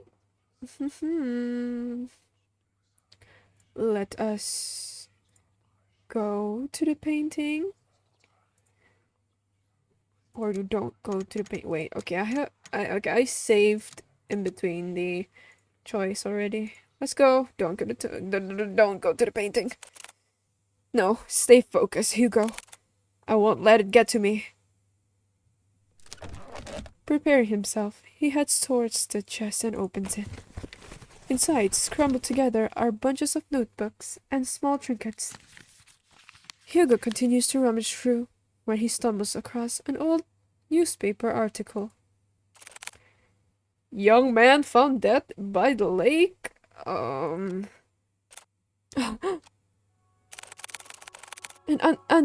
An unidentified young man was found on the morning of XXXXXXXXX 3 days prior to his death, according to police. Wrote by a suicide. Police have been claimed that the troubled youth drowned himself. This certainly is a tragic loss, an unfortunate event indeed. XXX comments. No claim of his body has been made yet. Louise. By the corner of Hugo's eye, he spots a bright glint buried beneath the clutter. He reaches for it. Oh! A locket of brilliant gold shines unblemished, retaining a timeless luster. Inside, it safeguards a picture of a young man with glasses, smiling brightly. This must be the locket that he was talking about. Wait a minute. Eh? It's so pretty. I'm surprised it still shines like this. And this picture. Did he put this here? No, it might have been Henry. But why would he store it away like this? What should I do? Man, you're making me pick so many things. You know what? Let's take the locket. I should probably hold on to this for now. Take it to him, please. Louis? A gentle but distant plea echoes in Hugo's heart.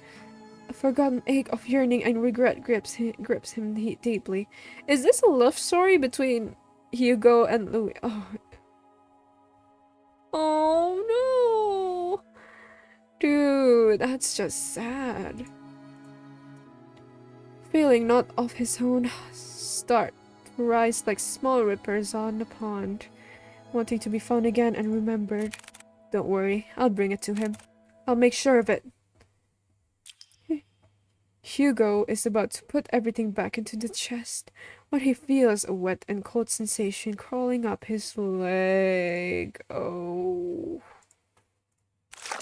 What? Water! Oh my god, water! A pool of water, relentlessly spreading across the floor, already seeping into the chest. Damn it, no! Suddenly the light shut off. A scream is heard, followed by a myriad of shouts.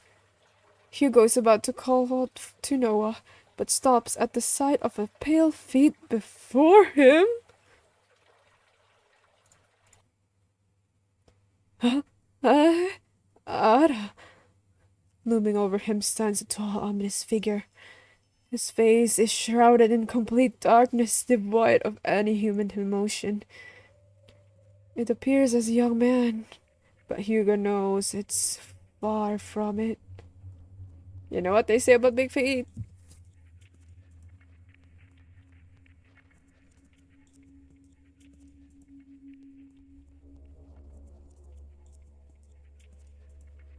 Hey! No, this very thing is trying to imitate a human form. Trying to be human. Hugo could only stare back. Paralyzed with fear, he is forced to watch the horror as it slowly creeps towards him. It's just like before. The sensation of someone staring at him from within. Oh shoot. Oh, whoa, whoa. Whoa, whoa, whoa. But this time it's drawing nearer, inching ever so closely. The words to call out to Colby or Noah fail to reach out. Lodged in his throat, he struggles in pain. With his breathing shallow, he tries to force his body to move. And then it stops. Looking down at Hugo, filled with nothing but malice and contempt, it speaks. Whoa, whoa, whoa, whoa. All of a sudden, the door to the bedroom slams shut and the entity disappears. The tension from his body finally releases its agonizing grip, and he gasps desperately for air. His vision blurs and his breathing is haggard. He staggers towards the door. He yanks at the handle several times, but it's tightly jammed. Fuck! Noah! Colby! To his dismay, he is only greeted with silence at the other end of the door. Damn it! From a distance, he faintly hears the sounds of Colby's relentless barking as it gets further away from the house. Hugo rushes towards the door, the window. He tries to pry it open, but just like the door, a heavy force prevents him from doing so. Like being underwater. His movements slow and drawn out, as if being dragged down by that thing. Fuck this. Frantically looking around the room, he spots a nearby chair. Without a moment sooner, Hugo grabs the chair and starts to strike the window. Bit by bit, the window cracks get larger with each blow, splitting off smaller pieces. What the hell is this thing made out of? Still trying to catch his breath, he musters all the strength he has left for a final blow. Damn you, just break already! Clearing out the remaining glass shards, Hero peers his head out to see any railing he can grab a hold of. However, he discovers instead the wall adjacent is covered in ivy. Despite how heavy the rain has drastically become, he reaches out for it, grabbing a handful of the vines. Carefully, he comes down out of the window. gripping tightly and making sure he doesn't lose his footing. Yet to his luck, the patches of vine he clutches start to tear away from the wall. Oh shoot! He fell. Out of desperation, he struggles to find his grip on another, but fails when his hands slip out of reach. Shit! Ow! Oof, is he okay? Is he okay? Clambering wildly as he loses grip on the ivy, he crash lands down onto a thicket of bushes. Air forced out of him, he heaves uncontrollably, trying to even out his breathing, but even that is laborious. An immense pain spreads across not only his back but his entire body. God, I'm getting too old for this. Man. Although his body screams out in pain, he forces himself up. There's still time. I can do this. I have to do this. With staggering feet and haggard breathing, he makes his way to the place where it all started. To the lake, where this tragedy starts and ends. Shit, lake. No! Question mark, question mark. Question mark?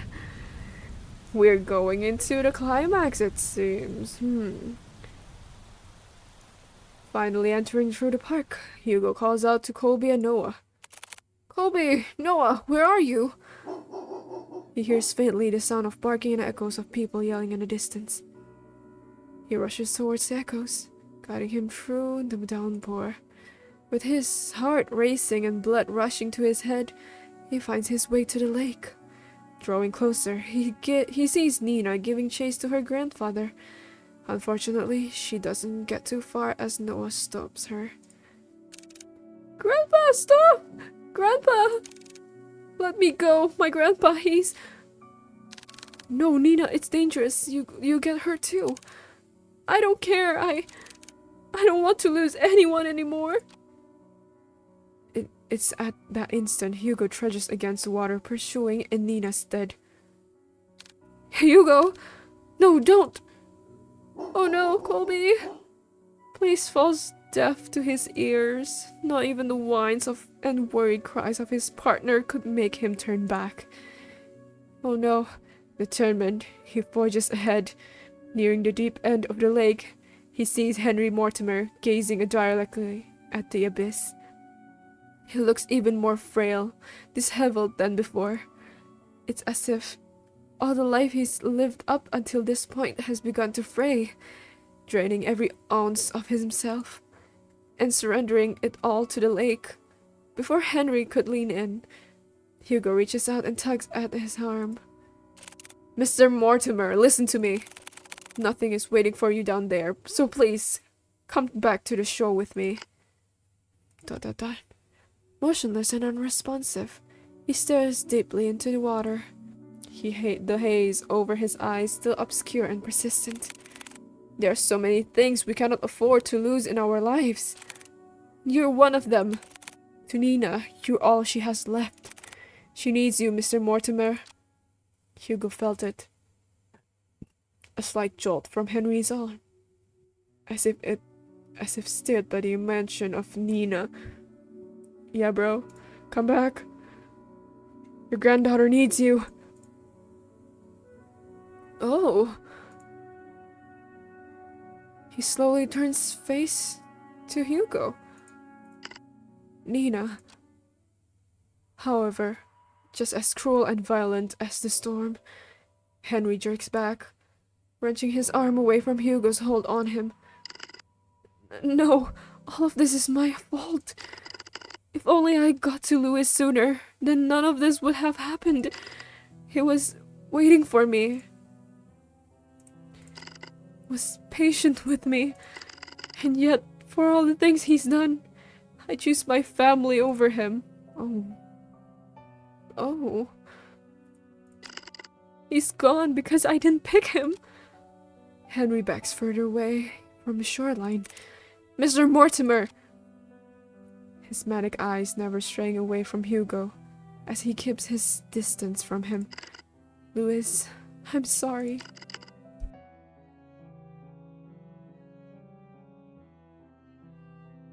I was the one who dragged you into this. You deserve so much more. And I wish... Henry struggles over his words. He claps tightly to his shirt, his throat dry and taut from all that he has bottled up. From all those repressed and silent years of just waiting for his curse to finally take him. I wish I had gone with you that night, Louis. Sir, even if you still covet that wish, it wouldn't resolve anything. Not for you or Louis. I read that he wrote to you those years ago. He understood if you didn't want to come to see him. But the thing is, Mr. Mortimer, Louis never thought anything less of you. He said so in his letters to you. His letters. For the longest time, I wanted to believe he hated me for that, resented me for that choice. Or at least, I thought it was easier for me to think that way. How long has it been since I talked about him? It's been too long, sir. But that's why you don't have to shoulder all of that pain by yourself anymore. We can talk about it. About you and Louise. All of it. Together.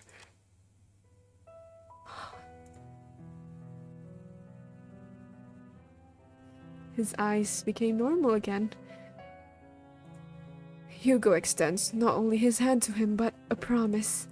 A promise that Henry had yearned for so long. A way to forgive himself.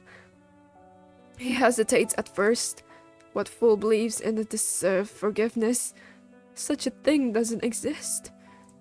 And yet, despite everything, Hugo still reaches out to him. To a stranger. Maybe he can be forgiven. Just as he was about to reach out for Hugo, a hand slithers around Henry's instead. Its arm unnaturally contoured around him, while its head perches on his shoulders. This thing, this Louise, is no longer pretending to be human. With piercing cold green eyes, it glares directly at Hugo, mocking him, cursing him, wishing nothing but despair. We can be saved? We can be forgiven? There is only one true way out of this. I will share with you the most happiest of endings.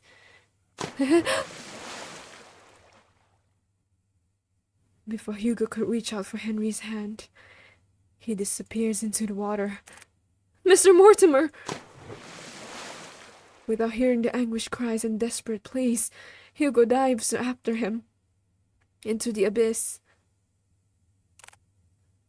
Question mark, question mark, question mark, question mark. Oh boy. Plunging into icy waters, Hugo feels shock running rampant throughout his body, like spikes continuously piercing from his legs to the tips of his fingers. Fiercely unyielding, his chest tightens and his heart races as he begins to kick his legs, hoping whichever way he goes, he'll find his way to Henry. Swimming deeper and deeper in, he sees faintly figures slowly descending into the darkness. As he finally gets closer to Henry, a long snake-like arm stretches across the void and grabs Hugo's neck, violently squeezing all the air out of him. He tries desperately to wrench its hands away, but with each struggle, Hugo's movements begin to weigh heavier and heavier. Louis, where are you, Louis? It's looking for Louis? Huh? Digging deep into his coat's pocket, he grabs tightly in his hand the locket that Henry kept and had long forgotten, holding it out as it shines ever so brightly in the dark. Dot dot dot. Ah, there you are. It releases its grip on Hugo, instead reaches out for the locket. Taking this as a chance, he drops the chain and kicks with all his might to grab Henry's arm. With his heart and body screaming in pain, he swims desperately to the surface. Almost there! I just have to! As the lights from the surface begin to blur, Hugo makes one last attempt to reach for it. With his limbs worn out and his energy spent, this is all he can do. He's sinking! Welcome back. Thank you! Yes, got my chia seed. Oh, chia seed drink. Healthy. Mm-mm. Mm. Ah. No taste, but you know, chia seed. Yeah, chia seed. You know, like those frog eggs. Frog eggs.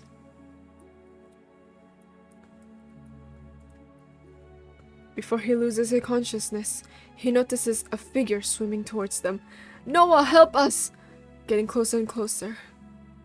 Then everything fades to black. Question mark, question mark. Oh, anjir. Okay. Right, yeah.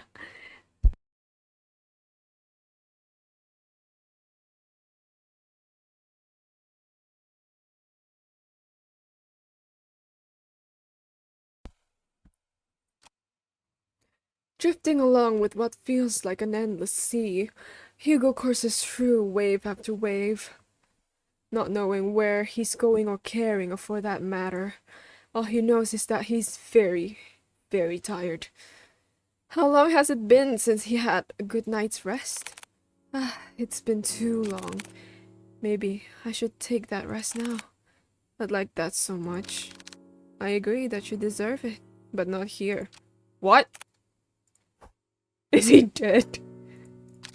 I'm sorry for startling you. I just wanted to see you one last time before I go. Louise, you've done so much for me, Henry. I can't thank you enough. No worries. I want to thank you too for watching over me. And also, I want to apologize for my remarks from before.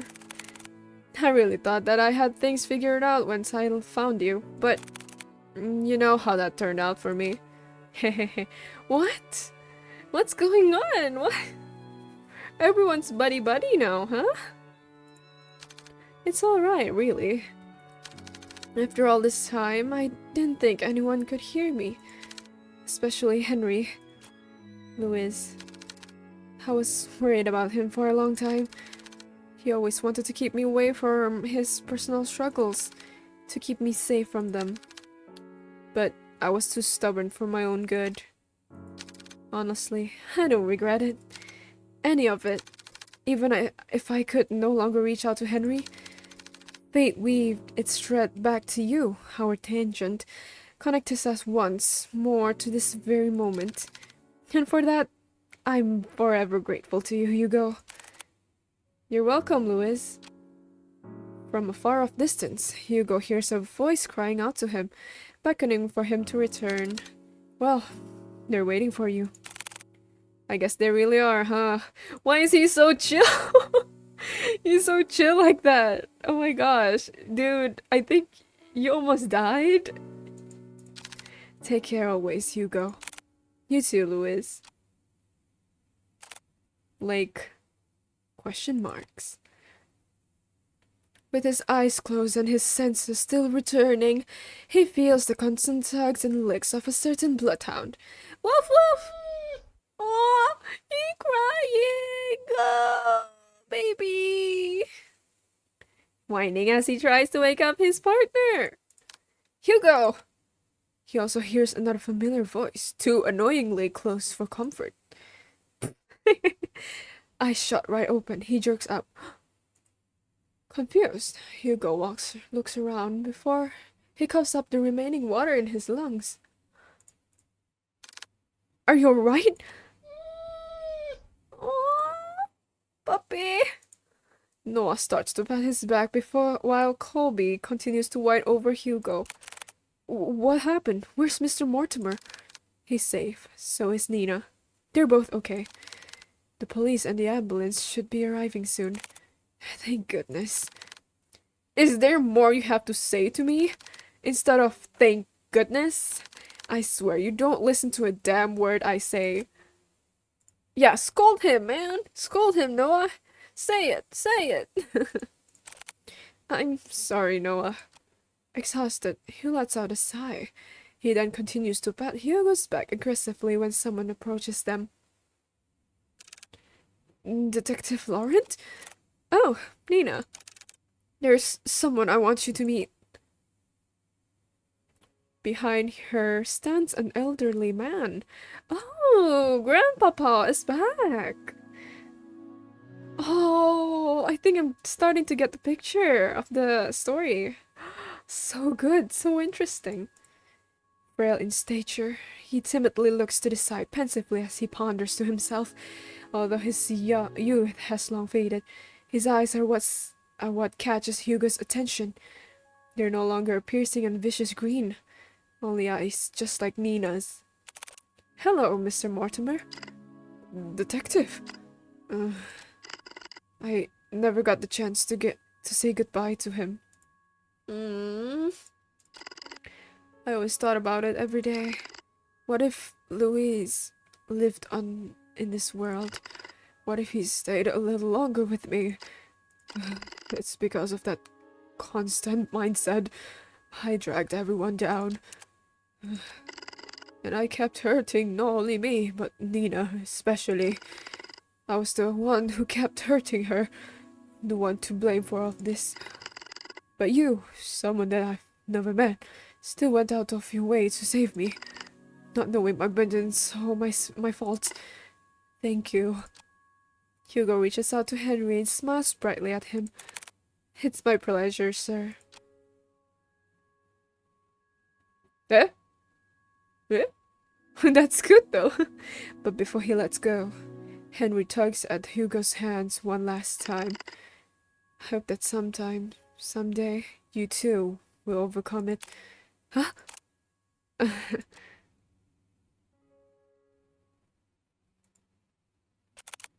The next day, 8 a.m. Well, good morning, Hugo. You're bright and early. Morning. With much fervor and haste, Hugo resumes writing on his notepad. Although by closer inspection, he looks like he's going to combust any minute. Are you writing up the report? Without looking up, Hugo responds back. Yeah, for the most part. You still need to write yours too. I will. But since I haven't had breakfast yet, and I don't like eating by myself. Oh, he bought the same breakfast. Oh. Let me guess. 2 is better than 1? Bingo! Wow, Hugo, you're really catching on. I'm so proud of you. Winky face!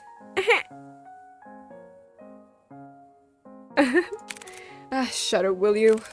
I swear, if only I hadn't fallen off from the goddamn window, maybe my report would have been shorter. Yeah, he fell from the window.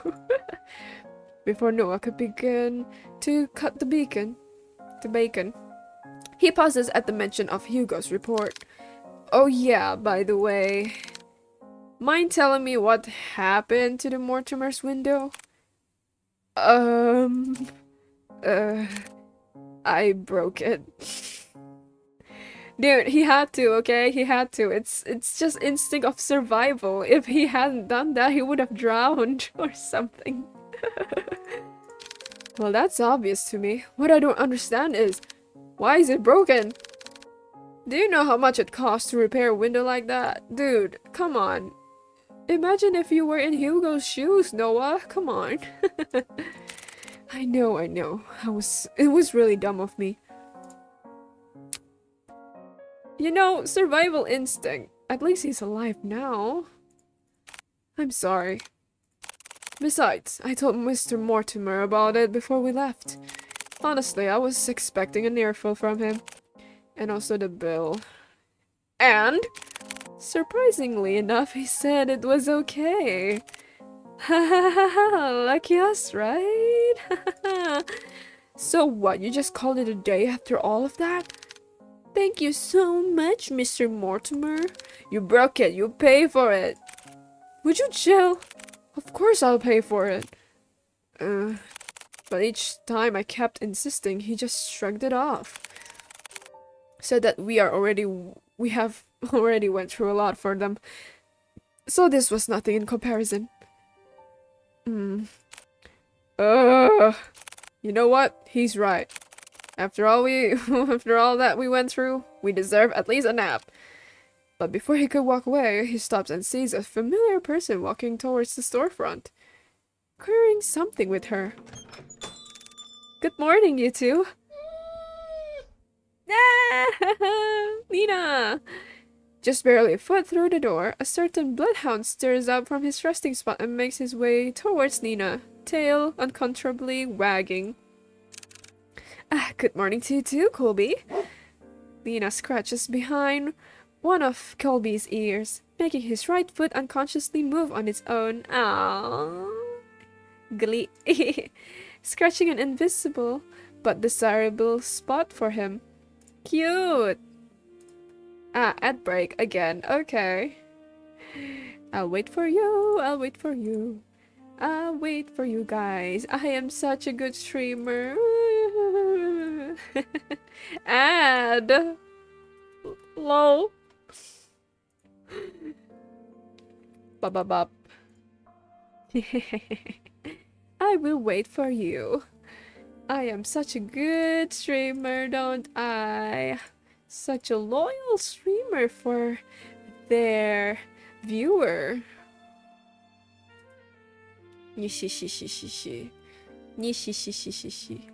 10 more seconds. Bing bong, bing bong, bing bong, bing bong. Back, let's go! Welcome back, my dear chat viewers. Roar.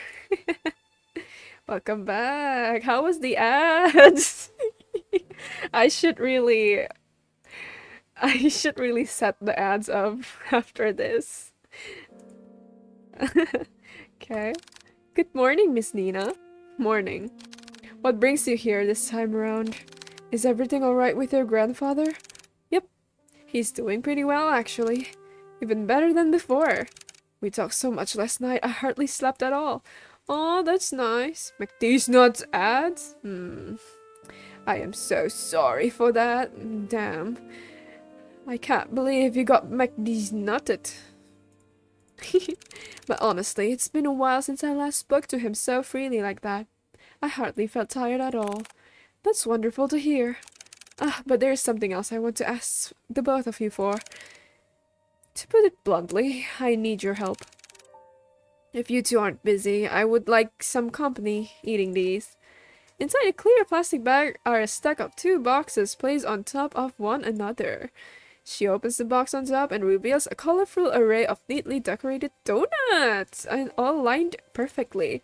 No cramped or squished spaces. A work of art in Hugo's eyes. Whoa, so pretty. Donuts? They look so delicious. Yeah, cute. Hugo, Kai. McD's nutted? Yeah, that's you. You got McD's nutted. How could you?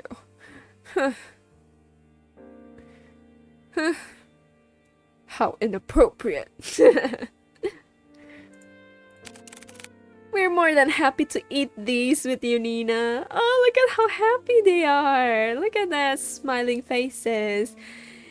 Just so you know, there's 4 endings and we only got 1 out of 4 of them. Just so you know. Just so you know. I think this is another one of them. Maybe the other one would be later for a next episode. Or you know what? I think I'll just finish it today. We just speed run the endings. What do you think? I think that's a good idea. So there won't be too much parts. I'm too lazy for that. Haha, there he goes again with his donuts. But yes, please join us, Miss Nina. We were about to have our breakfast too. Weren't we, Kuya? Always so brazen in front of others. You do make it exceptionally easy for me. Ugh. You both have such a great chemistry with each other. On second thought, I'm way too tired for this. I'm going to have to apologize in advance for this, Nina. But truthfully, I've been running on last night's coffee, and I'm about to pass out any minute now. No worries. Honestly, I think a little break time sounds like what we all need right now. Thanks. Hugo puts down his pen and proceeds to head for the couch. Colby follows after him. Would you like to join us, Miss Nina? I would love to. I guess we save this for later then. Yes, please do. Now come on, it's nap time. They're gonna sleep together! Oh, so true, so true! Noah sighs heavily before setting down the food on his desk. He then gestures Nina towards the sofa, in which she happily takes his offer and joins them. Ah, cute! Cute! Ugh, I'm getting old. I mean, you are old. Shut it. Hey, this is really nice. Oh, good boy, Colby. Come here. Nina quietly coos at him and begins scratching at the back of Colby's ears once more. Hugo leans a little closer to Noah, his voice above a whisper, but close enough for Noah to only hear him. Oh? Yeah? Yeah? Yeah? Yeah! What is this moment? You know, I'm glad you came along yesterday. Oh, what's this? Are you getting chummy with me now? Come on! Stop it! Not in front of my salad! Go away! Stop it! Call it chummy or whatever, but I really mean it. If you hadn't saved us back there. Look, I told you before. I'll be there whenever you get yourself into reckless shit. Besides, didn't you say this was nap time? Get some rest. You deserve it. You too. A calming silence fills the room as they bask under the morning glow. No big parties or celebrations. Just sleeping and napping together. Now breathe! Stop it! How dare you! That is so inappropriate, Coral! Coral! Oh, you are gonna get the ban hammer! Oh, you are banned! This is you right now. That's you right now in chat. Nah. Just each other's company, sharing this small reward. A small and warm comfort. Yay! We got the good ending! The best ending. Yeah! Good one! You know, there's still 2 endings left. And we know what to do. I think this will be the what determines the next ending. Let's go back here.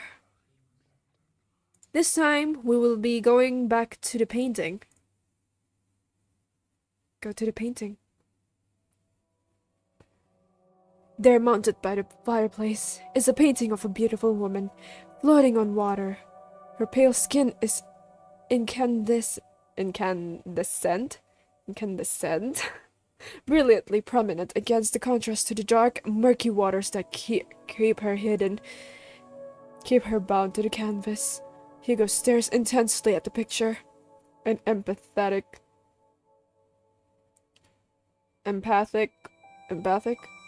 Sorrow swells within him.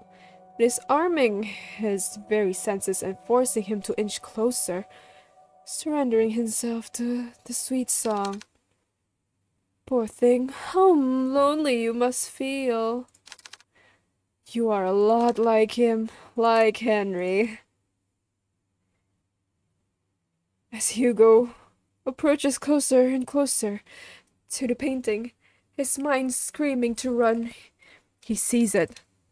He can finally see beyond the facade the lady portrays, for what the painting truly is. But don't worry. I can take away that sadness. A deformed creature, a mermaid. Oh, oh no. Floats above the surface. The voice, the whispers. A large hollow's eyes stare back, boring deeply into his eyes. Her skin is melting, bleeding heavily. This black ichor as it gushes out from the canvas. Some of it starts to hit not only the floor but at Hugo as well. The black fish's star clings persistently onto him, unrelentless as they continue to pile up, and then he feels it, what drew him initially to this thing. A deep sense of longing rushes through him, snuffing out what little control he had left. Finally embracing this nature, to come home. Take my hand. Without hesitation, Hugo reaches out his hands, while his body leans in closer to the mermaid. She grabs and pulls him in. Not once looking back, he dives and follows after her, returning to nothing. Yatta! We got another ending, eh? Bad ending, beyond the painting. So we just got sucked in the painting Ib style, guys. Gary! Where's Gary? Ib style. He's in the painting museum world now. So long. He's long gone. Oh well, bye Hugo. So sad. Let us go.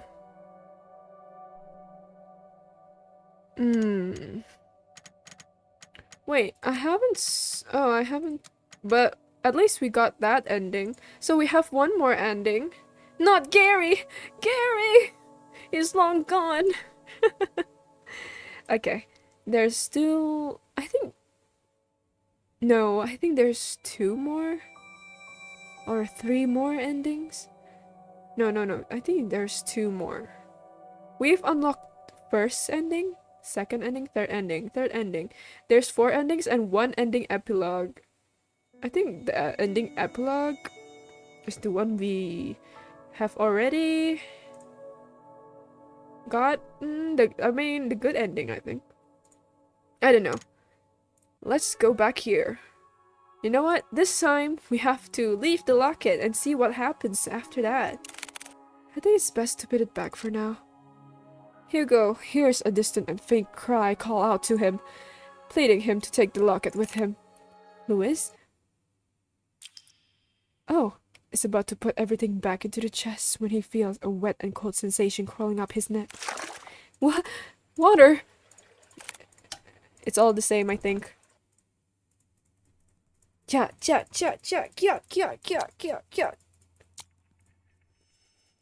Oh no. I think it's the same.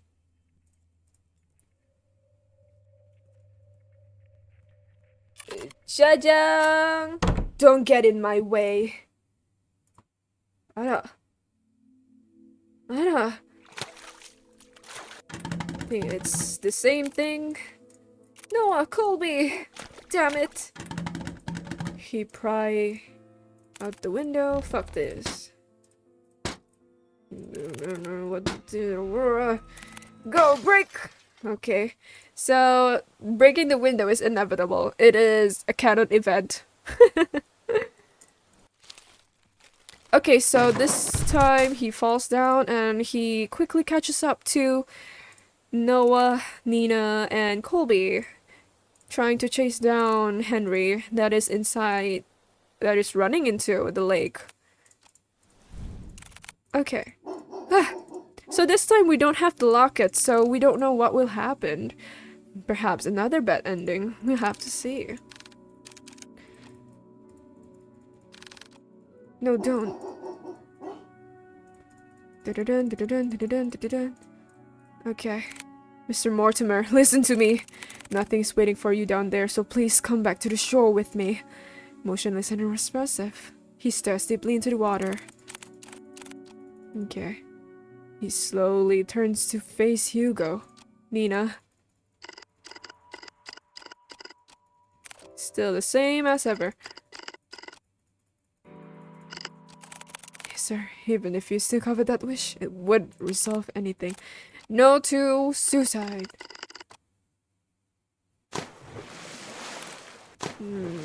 He got sucked into the abyss. Okay, I think this is where the part goes take a turn. Naruhodo? Swimming deeper and deeper in, he sees faintly a figure slowly descending into the darkness. Finally squeezing all the air out of him. Okay, this is the part, I think. It's where the being is searching for Louis, which is in the locket. This time we don't have the locket. I wonder what will happen next. Water filling his lungs as his vision starts to blur. The cold numbness spreads. Tired and motionless, he watches on as the abyss draws near, swallowing him, embracing him. Let's share the... Holy shit!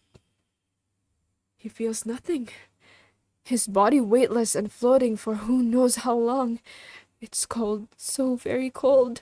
How long has it been since he felt this? This empty feeling of just not being here or anywhere. It's comforting and nostalgic. Maybe, just maybe, this isn't so bad after all. I think this is for the best.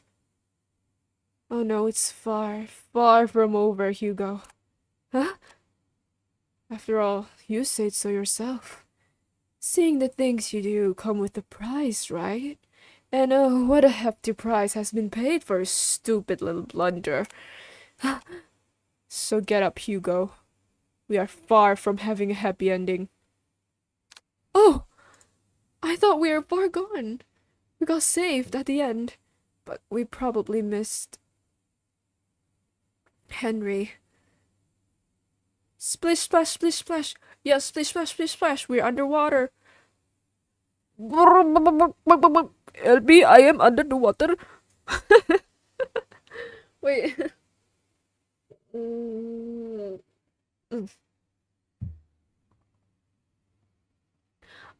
Help me, I am under the water.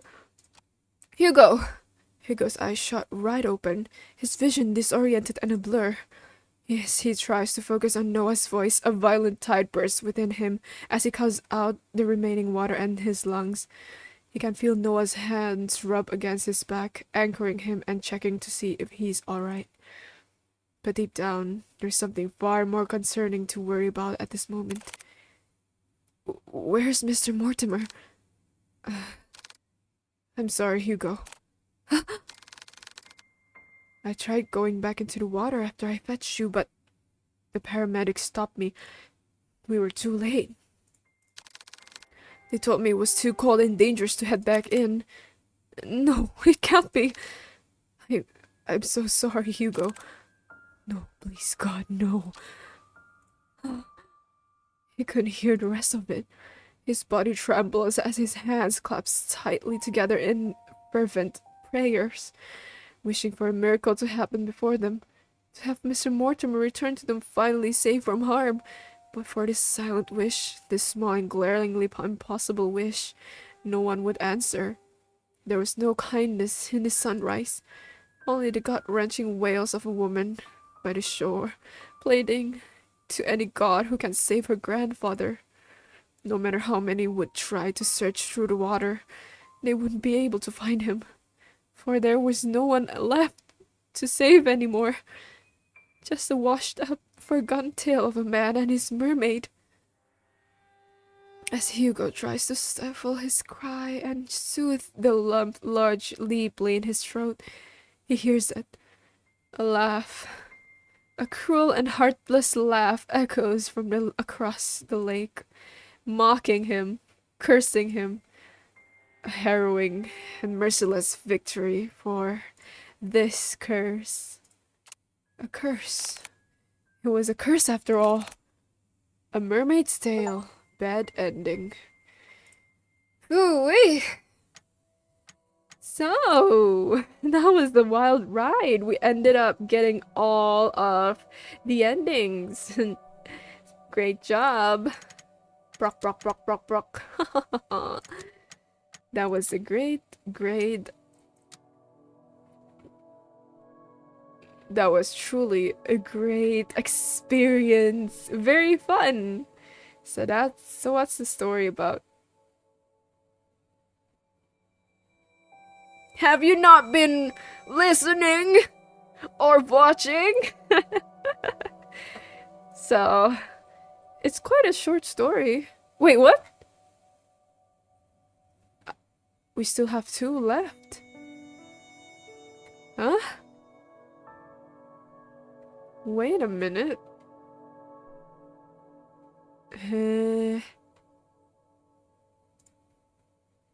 I was distracted by the pretty dude. Okay. Okay. I wonder what's these 2 other pictures that I'm missing?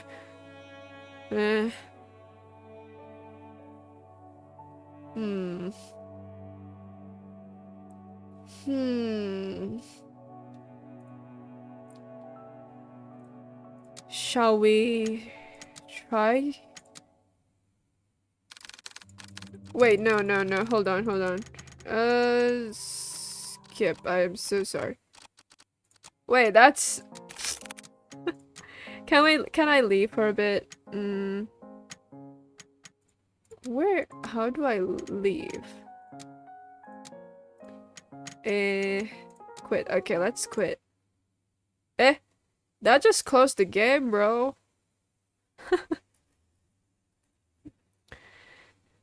I wanted to go to the loading screen. Oops. Okay, it's back on. So there's 2 more. There is 2 more things that is missing. Huh. But I wonder what though.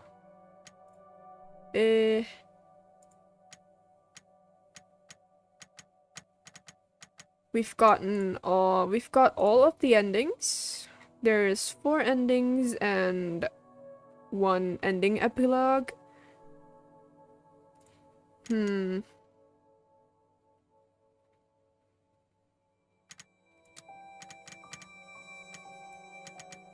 Maybe I'll just update whenever I found anything. I'll just keep exploring. But for now, I think the stream and the gaming session ends here. Yippee! Thank you guys for watching. That was a fun ride of Stillwater. The story is quite short, but very interesting. Yay! Hope you guys enjoy as much as I did playing it. That was such an amazing experience. Thank you guys for watching. And it's nighttime here, so I think I'm gonna go rest my brain and physical form. Let's go! Sleep. Good night, guys. Thank you for watching. Bye-bye! Otsunoe!